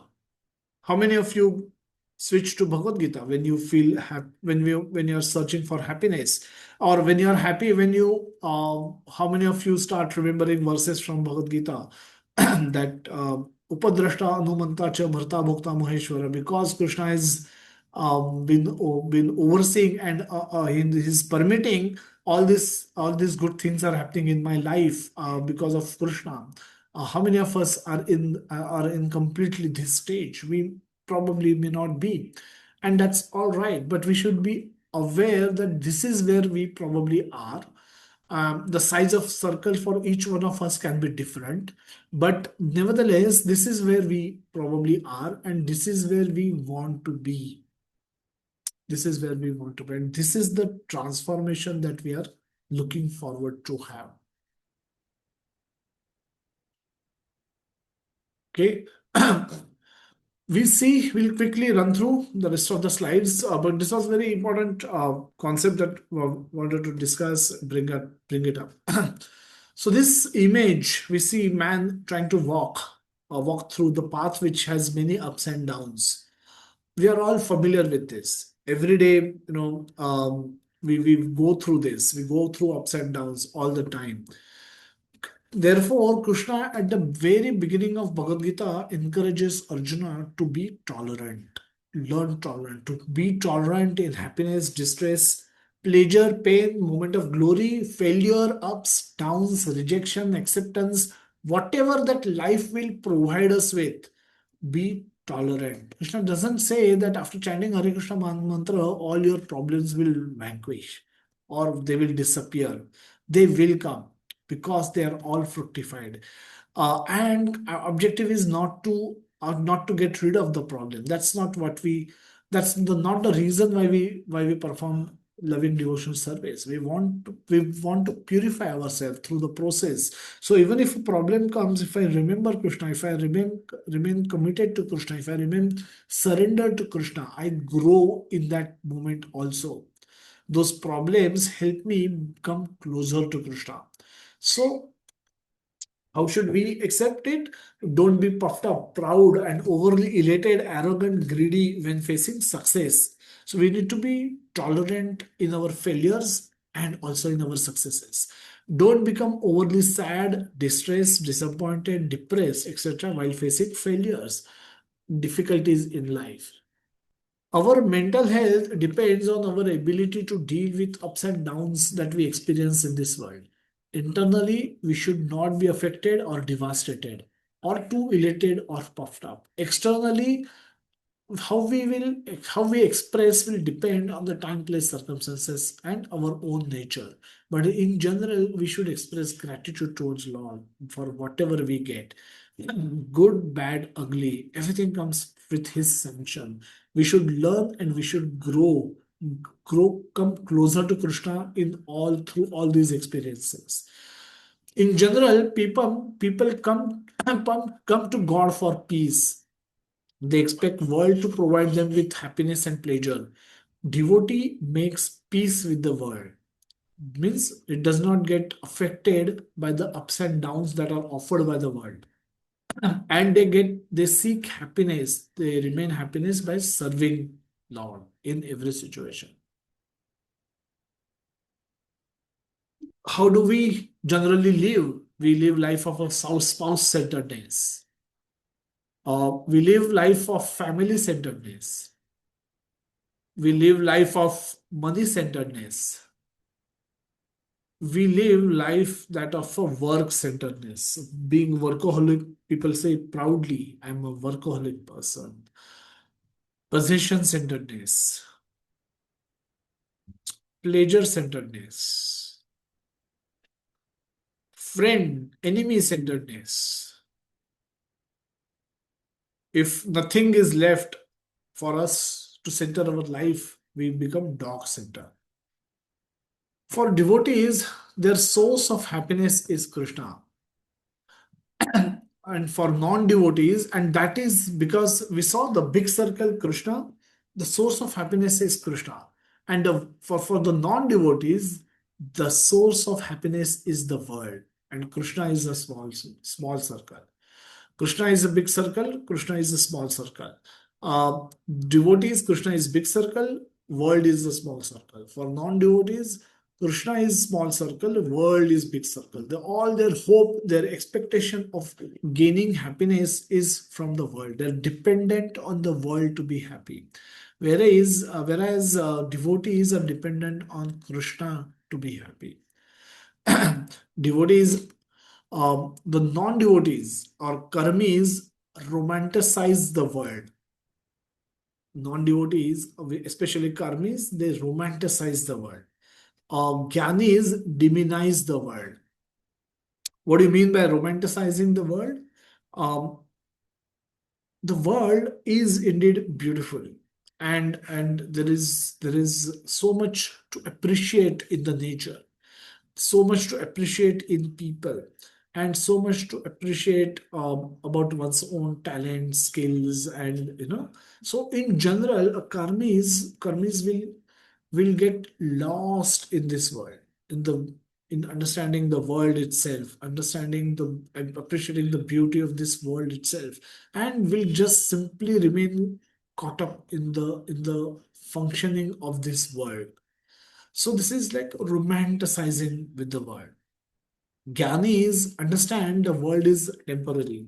They are in this world also for a temporary period. And hence they will not spend much time. They'll reject the world. They will be they'll not be interested in the world. They'll reject the relationships of this world. They'll reject the possessions in this world. And that way, they will demonize the world. A karmi will romanticize the world, and opposite to that is a jnani who will demonize the world, who will say, I don't, a karmi will spend his lifetime in decorating his home. or his car or having a perfect, he will be take pride in having a perfect relationship. He will always be happy to call all his friends in his family in his home and feed them, and they will take pride in having so many followers. So many people love him. He'll love that. A karmi will reject all of that. He will reject the concept of home. He will reject that relationship exists, because he will be looking at the other side of the story, that this is temporary, and hence he will reject everything. He will try to reject everything. He will try to live life in that way. A devotee will neither romanticize nor demonize the world, but they will utilize the world to serve Krishna. If you have relatives, use them to serve Krishna, engage them in the service of Krishna.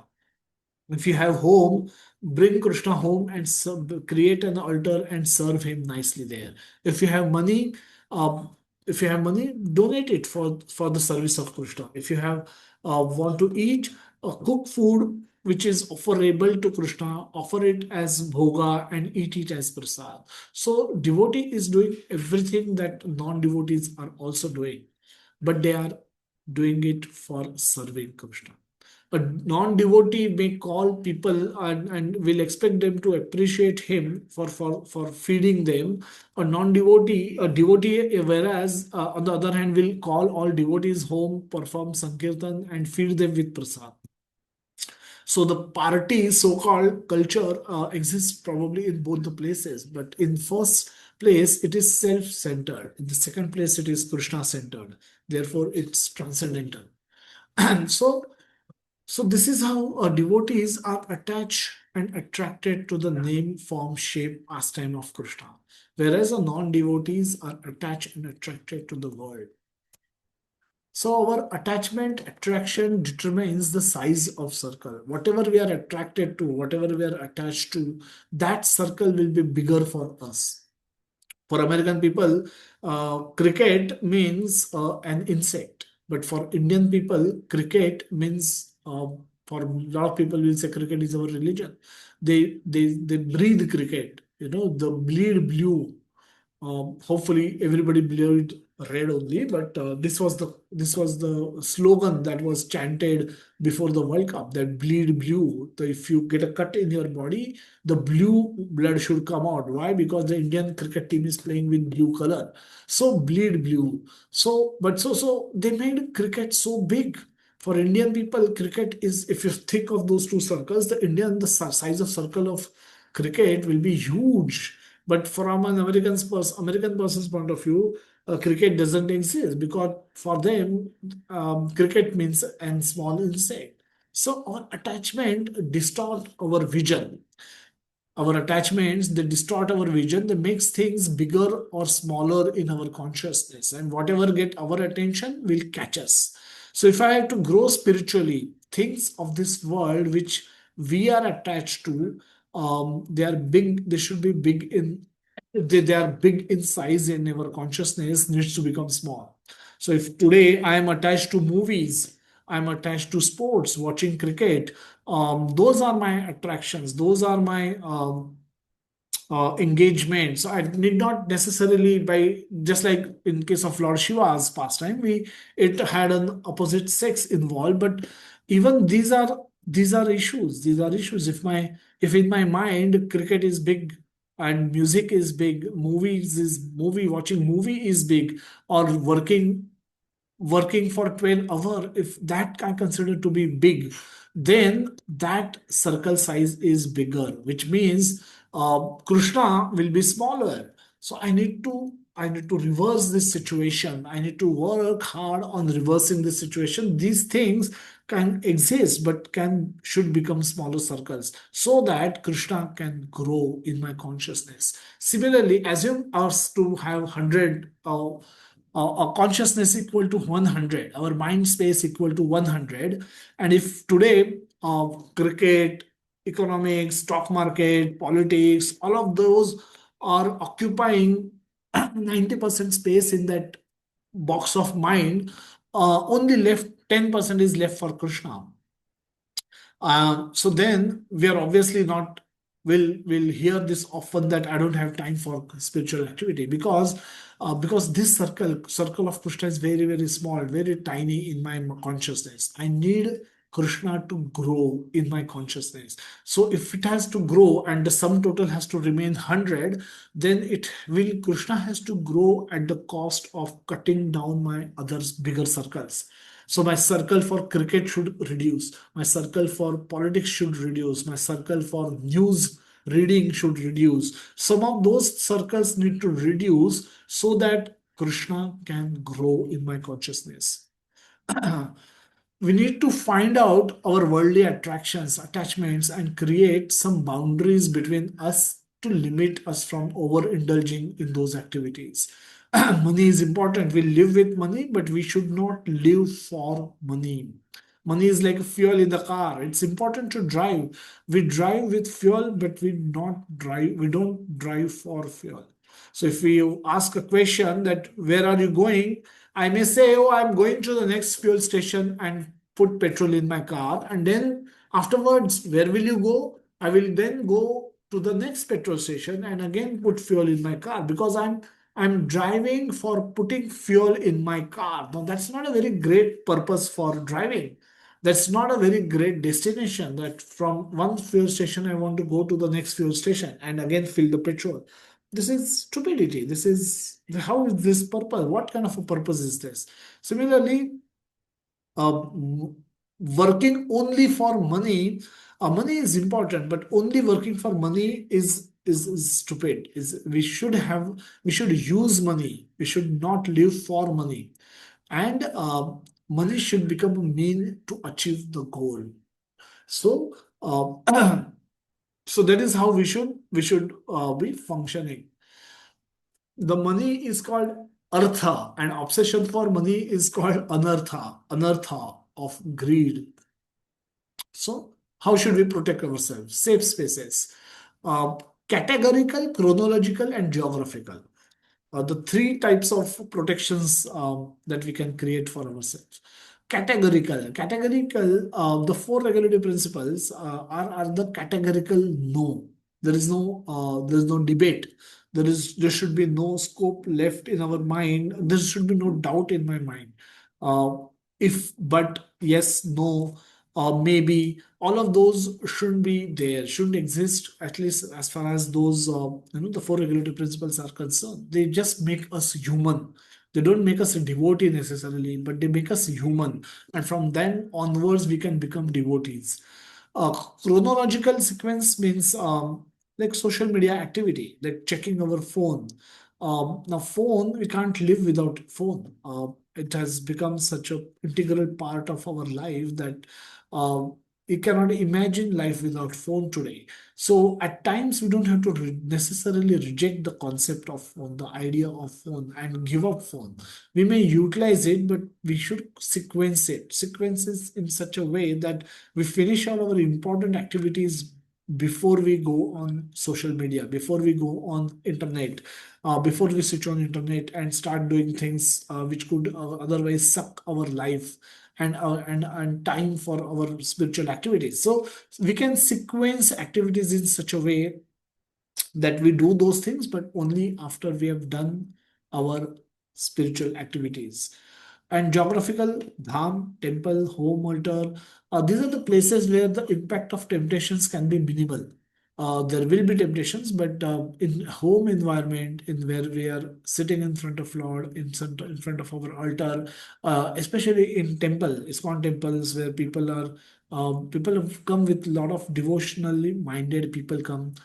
At least they behave in that way while they are present inside the temple, and the devotional activities are happening, the artis are being performed, the bhoga is being offered, the prasad is being distributed, all devotees come there with tilak, all devotees sing and dance in the kirtan, they're carrying their bead bag, they are doing their japa. So lots of spiritual impetus is available, for activities are available. So during such time, during within that boundaries, our ability for temptations to attract our attention becomes less. So this devotion become more powerful, temptation becomes weaker. So we should expose ourselves more to these environments. So we should visit temples more often. We should visit Vrindavan more often. We should be in association of devotees more often. We should talk to them more often. If association is not possible, we should talk to them as many times as possible. Through that, we should remember. We should remember what is important for us. This is how we can withdraw and protect ourselves by remaining in devotee association. Creating safe space is good, but safety is important. But we don't just live for safety. We need something else. Like ship is safest in dockyard, but ship are meant for parking. Not meant for parking, but they are meant for sailing. So similarly, a world we should be hoping to sail also. We should be hoping to go out in the world also. The world gives me some happiness. Now this world comes from Krishna. So the capacity of this world to give me happiness also comes from Krishna. I'll repeat, the world gives me some happiness. They promise me some happiness. It actually gives me some happiness. It's not that it does not have happiness at all. Krishna says, whatever attractive you find in the world is nothing but a spark of my small particle of my energy. In the 10th chapter, 41st, 42nd verse, Krishna will say this. But what it means is whatever attractive we see in this world, be it a beautiful beach, a beautiful mountain, beautiful river, beautiful waterfall, beautiful valley, beautiful snow-capped mountain, um, a beautiful car, a fast moving car, beautiful motorbike, beautiful whatever attractive that we see in this world, beautiful ability of a tennis player to play a 5 hour match without getting tired, a beautiful ability of a marathon runner to run and complete marathon, a beautiful ability of an athlete to perform beautiful gymnastic, a beautiful ability of an athlete to swim so fast and so swiftly, dive so swiftly inside the water. All these are very attractive abilities. They catch attention of people. Did not necessarily be a male female attraction, but apart from that also there are so many attractive things that exist in the world, and Krishna says all of those comes from me. Here our the world attract us, and that attract the capacity in the world to attract us comes from Krishna, which means the original happiness comes actually from Krishna. The world, whatever the happiness the world promises to offer or offers, actually that also comes from Krishna. Now we should be open to this idea to understand that higher happiness is much more quantity and quality, and it can also come from Krishna. Whatever little happiness we get from this world, if this is binding us so much for the millions of lifetime, what to speak of the higher spiritual happiness when that can come from Krishna also, and when that higher happiness will come, how much sweeter it will be, how much more it will be in terms of quality and quantity. So that faith we should have, that understanding we should have. Earlier, world was my end, and God became, now God was mean to achieve that end. Now God has become my end. At the end, I want to attain God, and world has become mean to achieve that God, attain that God. How we hear Bhagavad Gita classes, we get higher education. God becomes our purpose of life. We should make God our purpose. In purpose of our life is to attain Krishna, to attain God. It gives us higher vision, a higher purpose in life. And with that, when we perform sadhana, hearing and chanting and seva with commitment, we are able to complete the journey. In this journey, we experience this spiritual joy, experience this higher happiness. Knowing in theory that Krishna is the source of higher happiness, getting access or actually experiencing that higher happiness by committed sadhana and seva under guidance of devotees, we are progressing towards Krishna. By doing this, we progress towards Krishna. Because now, if we experience that spiritual happiness, our desire to experience lower material happiness will easily go away. Strong purpose will help us remain committed in performing sadhana and seva in association of devotees. By spiritual education, we understand that Krishna to be the higher reality or goal to be pursued in life. At this time, in theory, we learn by studying the scriptures. This is what we learn by studying the scripture. Um, uh, Continuously in Bhagavad Gita, Krishna will be highlighting himself to be the end goal. Vedescha sarver aham eva vedya. By studying all Vedas, I am to be known. Yomam evam asamudho janati purushottama sa sarva vida bhajati mam sarva bhavena bharata. In the 15th chapter, 19th verse, Krishna will say this, that again, if you understand me, Uttama, the Uttama Purusha, then sa sarva vida bhajati bhav. Mam, Sarva Bhavena Bharata, with all your heart, all your emotions, you will start worshipping me. So, so this is the Krishna should become the end goal to be pursued in life. At this time, we are at least by theory we are learning this. At the end, we will get complete realization of how Krishna is actually that higher reality or goal or purpose when we will develop taste for his name, form, glories, Leela. The journey from theory to practical realization is the experiment we perform on ourselves by doing sadhana and seva under guidance of devotees and following the instructions from Bhagavad Gita and Bhagavatam. When we will get that test, we will no longer be tempted by the pleasures offers offered by this world. Naturally, instead of saying no, we will say yes to Krishna, and then we will have no desires left for indulging in the worldly pleasures. We'll summarize. We must always remember that we are spirit soul, and going back to Krishna is goal of human life. Senses are very strong. They must be kept under strong control or regulation, else they can destroy. They can easily destroy one's life and one's mission or goal of life. One will not be able to achieve. Everyone is vulnerable. No one is safe. There are no safe harbors in this material world. Everyone is vulnerable, and can have different vulnerabilities.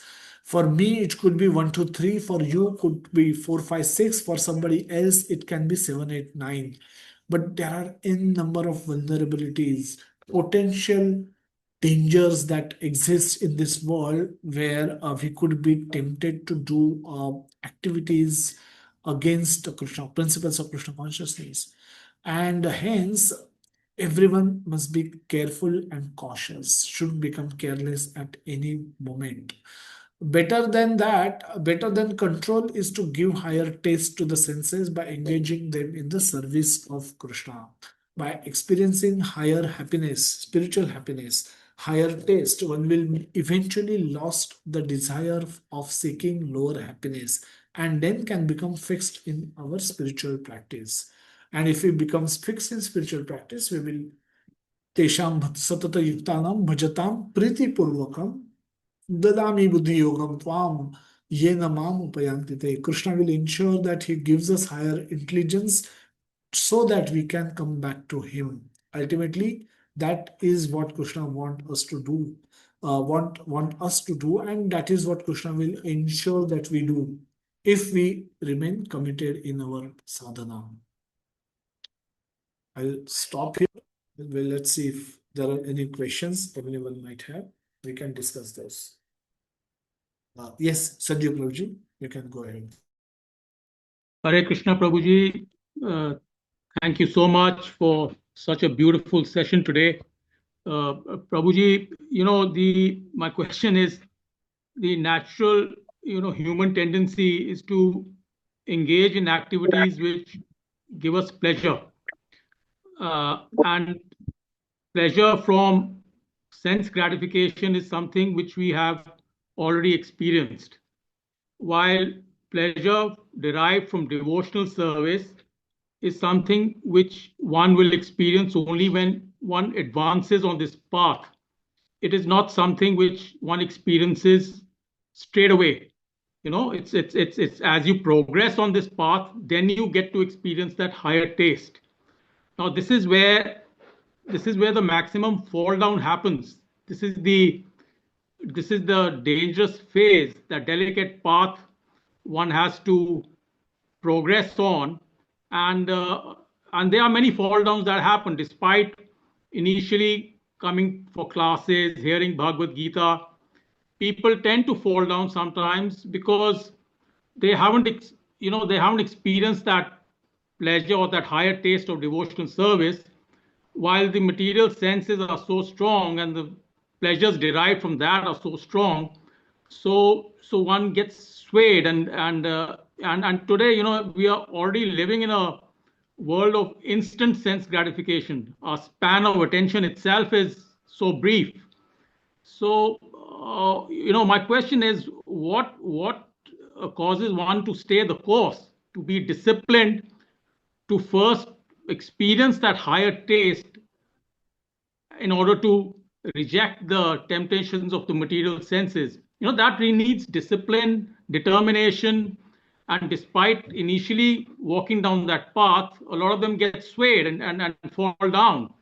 So is it the mercy of the Lord somewhere, or how do you stay the course? Not everybody stays the course. The Lord Himself says, out of many millions of people, one gets to realize that I am the cause of all causes and everything that is, and such a soul is very rare.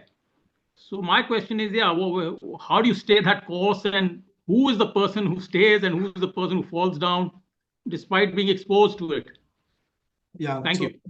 thank you so much, Rajiv. Very nice question. So, how do we ensure that we stay on the course? How do we, this apratihata, uninterrupted devotional service, how we can perform when there are so many attractions calling our attention, catching our attention all the time, and the getting higher taste is a matter of my own sadhana, or it can come through some other source also. So we can be open to that aspect. Higher taste, yes, maybe if at some stage in my life when I will purify my senses enough, I will experience sweetness every time I will chant Hare Krishna Mahamantra.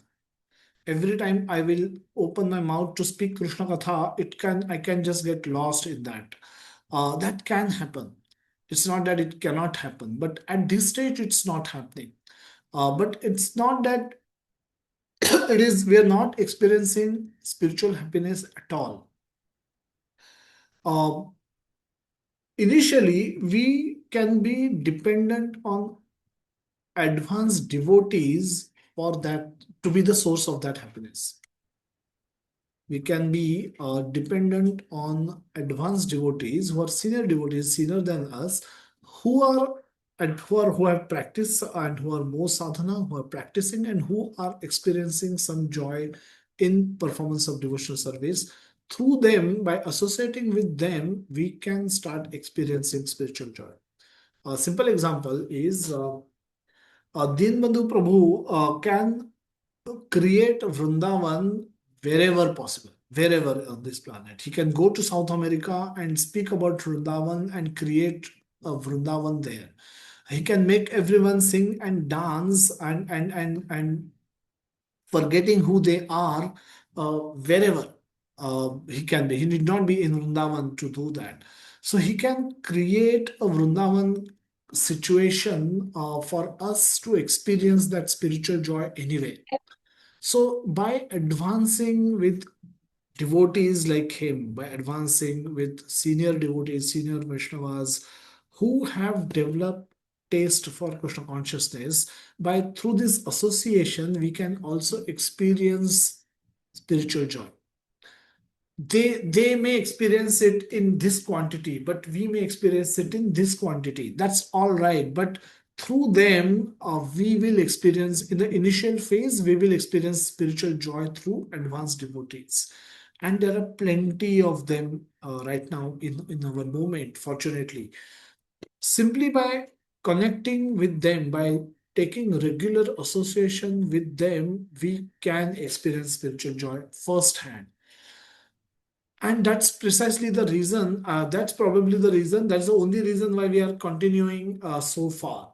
Those who leave, if you're not patient enough, if you're not humble enough to take the association of those Vaishnavas, of those devotees, and if you rely on your own process, your own senses to experience both the spiritual as well as material happiness, you may consider yourself to be very advanced and therefore may not really want to be humble enough to be to associate take association from senior devotees. If that is the case, and for some reason if you don't experience spiritual happiness, you will go out searching for material happiness. That's unavoidable.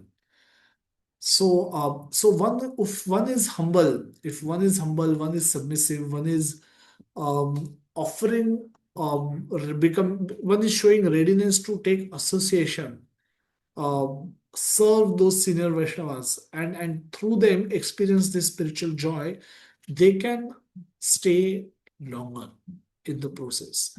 And for them, the other material attractions will also be there in the initial phase, but they can keep coming back to the spiritual happiness, to the experiencing of spiritual joy.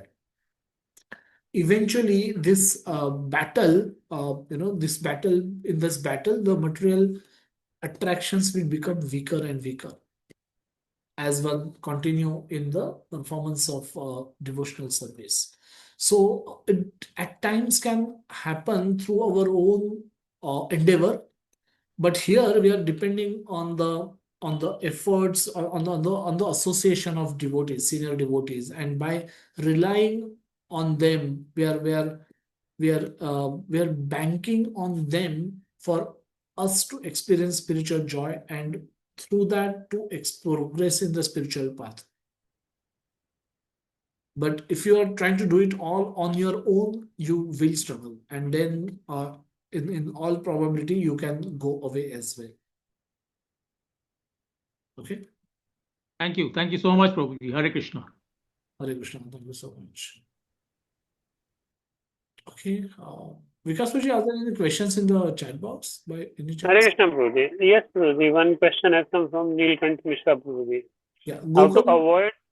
Sorry. Yeah. Go Yes, ahead. Prabhuji. Yeah. Go ahead. Yes, Prabhuji. Prabhuji is here, so he can just unmute and ask. Yes. Neelkant Mishra, Prabhuji. Nilkant Prabhuji, if you're there, you can ask the question. Hare Krishna, Prabhuji. Hare Krishna. Yes, Prabhu. Sir, Prabhuji, my question is like, whenever you are putting your mind towards devotion or your work or doing something else, but something and somehow the disturbing and negative thoughts are, which always comes to our mind, which distract us from our work or objective to what we are trying to achieve, it basically distracts us. So how to avoid these kind of negative thoughts from our mind so that we can focus on positive things and to obtain our mind in the optimum level of to the towards the material, not to for the material world, but for existence. You have to basically perform your duties towards your family by working in somewhere and somehow. So basically, to avoid that disturbance, what should we do to basically achieve our mental health and provide our family with all these basic things, and also to achieve the consciousness of Lord Krishna. So what all things we should do basically to avoid all these negative things? That was my basic question. Okay. So how to avoid negativity in our life as we perform as we function in the normal world, as well as in the devotional service, as we perform devotional service also. Ji So Prabhu typically, yes. So typically, Guruji, the negative thoughts originate from the idea that I am the doer. Ji If Prabhu I depend upon myself to do everything, or whatever the outcome is only dependent, if I consider myself to be the only cause of the outcome, whatever I will get, be it, say, preparing for some entrance exam and passing and getting selected. Now, there is our endeavor and there is Krishna's sanction. Now, both are necessary for me to succeed. I may appear for, say, job interview and not get selected. So, reversals in life are inevitable. Every now and then we will experience reversal. You may book Uber now and he may cancel, the driver may cancel, and you will face a rejection. Why am I rejected? So there is negativity. We are just surrounded by negativity.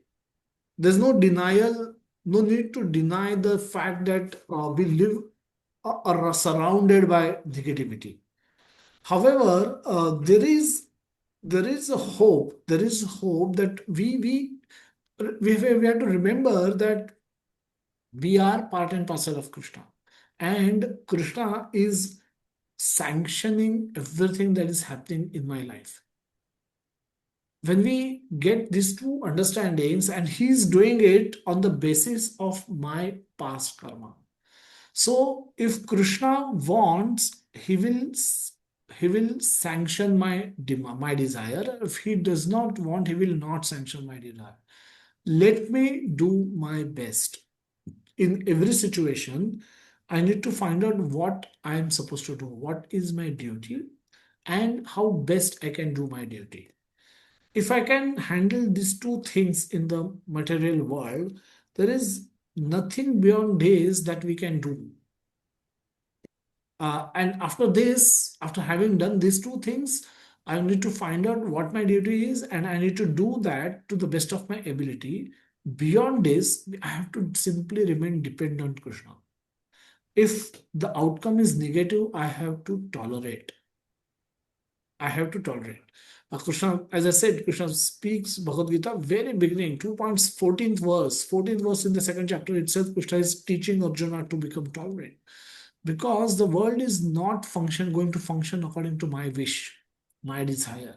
Ji The Prabhu world will function in its own way, and I need to navigate. I need to manage. I need to adjust. So I don't have to be under the illusion that I can change the world.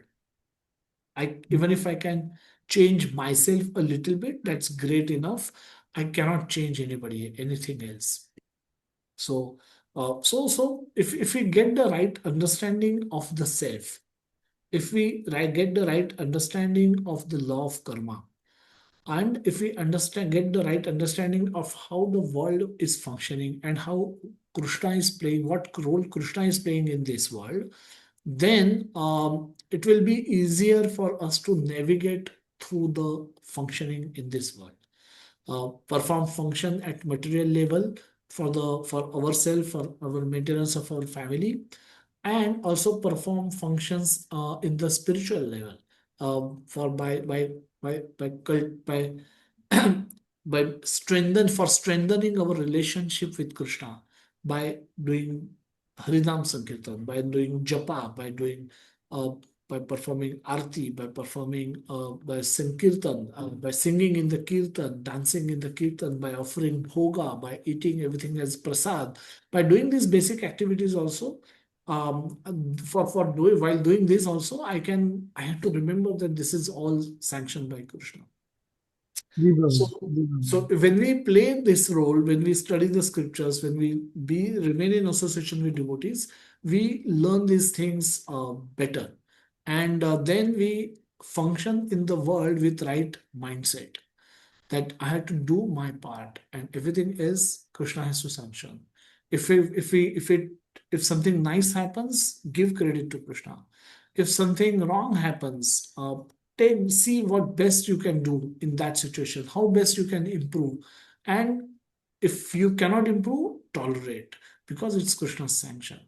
Just thank Krishna for whatever he has given. Remain always grateful towards Krishna, and that way you will progress through the ups and downs of life.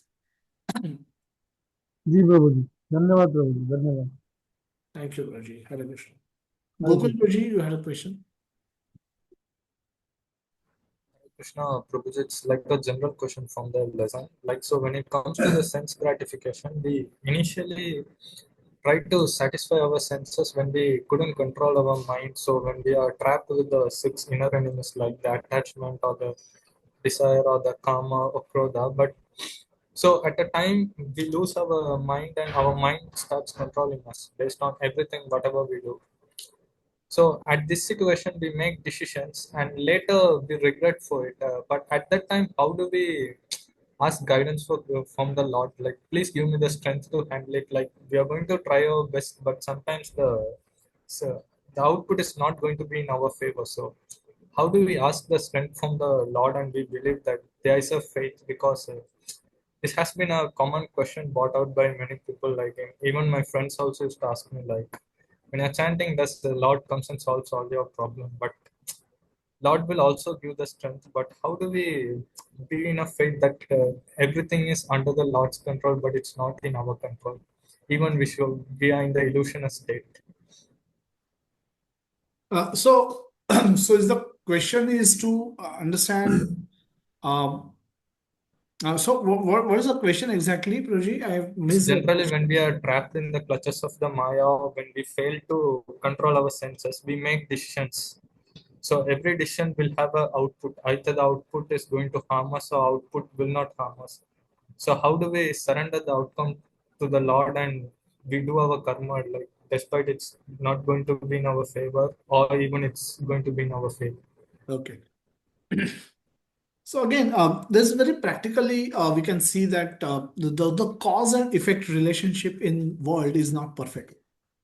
For if the light goes off right now, there can be many causes I can assign. One can be somebody must have switched off the light. वो किसी ने switch ही बंद कर दिया. Second reason I can think of is maybe the fuse गया हो, घर का fuse ही चला गया हो. Third reason can be whole building का electricity is off. Fourth reason can be the in my whole area the lights are gone. The whole Ville Parle is the lights are gone. Maybe some work is happening. The fifth can be the whole city is in blackout. Maybe some planes are coming from Pakistan and then suddenly government decided to shut down the lights and therefore the lights are gone. And the fifth or some other remote possibility can be the power station where the power supply was happening to my home, my area has been attacked by terrorists. They've sent rocket launchers and everything is destroyed. So the moment my light goes off, all these thoughts can cross my mind. So uh, but I don't. But how do I start? I start from by checking the switch. Has accidentally somebody switched off by mistake, and because of which the light has gone. I don't go to the ultimate cause. Similarly, when the things happen in our life, we also have to progress. There are three types of causes that are there. One is immediate cause, second is remote cause, and third is ultimate cause. Ultimate cause is Krishna for everything. Remote cause is law of karma, and the immediate cause can be our immediate action, which could have given us the result. Uh, Ultimate cause will always remain Krishna. Whatever the good, bad, ugly results which get, it's ultimately sanctioned by Krishna. The law of karma is also created by Krishna. Is operating under the rule of Krishna, under the sanction of Krishna, under the supervision of Krishna. But so those two things are not in my control. And what is in my control is the immediate cause. So if I eat say 10 ice creams previous night and next day morning I wake up with a sore throat, I don't have to blame it on the law of karma. I don't have to blame it on Krishna. I have to blame it on myself. Why I ate 10 ice creams on the previous chill night. So whenever there is a cause and effect relationship is apparent, is available, I don't need to go to the next level, the remote cause and ultimate cause, because those are always going to be the law of karma, and I don't have to blame them. I just have to correct myself. correct myself at the immediate cause level. From next day onwards, I probably need to eat just one ice cream. Don't have to eat ice cream at all if not, if that does not suits me. So wherever I see the effect, and if I'm able to put a finger on a particular cause which could have triggered that effect, this is how I deal with it. I work on the fixing of that trigger. So if I fall sick, I go to doctor, take medicine. I don't blame that this is my karma. I'm suffering because of my bad karma in past. That is true, but at a level, material problems can be resolved and they should be resolved. So we should still go to doctor. The sickness may become prolonged or may get cured in 1 day, 2 days. That depends on how much suffering Krishna has sanctioned for me. But on my part, I just need to do my part. I need to go see a doctor and as per whatever I can afford and take medicines, whatever he will tell me to do, I should do. So that way, I'm working in the law of karma, under the influence of law of karma, but at the same time, I'm not completely helpless. I have ability to do things of in my control. And whenever whenever things happen in, and many times things happen in such a way that things don't are not in my control, there I just leave it upon Krishna. I just take shelter of Krishna. Some people would have started business on, say, 15th March 2020, and 21st March 2020 was lockdown. The whole nation went into lockdown for next 3 months, 4 months, and took time for them to recover. So nobody thought something like this could happen. So if you launch a new business on 15th March and then suffered huge losses for next 3 months, 4 months, 5 months, um, there is no cost that trigger. The cause is not, you are not the cause. There is nothing that you could have done to anticipate this kind of a massive lockdown can happen in the entire nation, which can stall your business for next 1 year. So this is where we switch blame, which we switch, we we accept that this to be the Krishna's will, and then we probably do what best we can and move on, and we tolerate if necessary also. So this is where our immediate cause is not available, but we see the huge result, and this is how we function. We know if we can put a finger on immediate cause, we fix it. We don't say that this is law of karma or this is Krishna wanted me to suffer. We fix it. Whatever we can, we fix. And then if it is still giving me trouble, we accept it, accept the situation as will of karma. Is that helpful, Gokul Prabhuji? I'm still Yeah, Prabhu, it was really useful, like what you told, like how do we accept things and how do we believe that it was also the will of Lord, and still we should have faith to take our, like similar to that Bhagavad Gita chapter 2 and verse 47, like we have the right to perform our duty, but we are not entitled for the fruits of our action.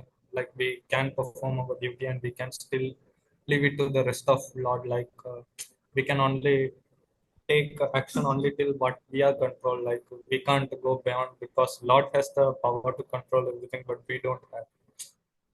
It's just like a thing that it felt on me when I was like, because when I was going through anxiety and all, I did not know how to respond to situations. Like, so at that time, when I spoke to a devotee from ISKCON, he told me one thing: most of the situations happen when you fail to control your situation. So he told me, like, read Gita as much as you can and chant Hare Krishna mantra. That's enough.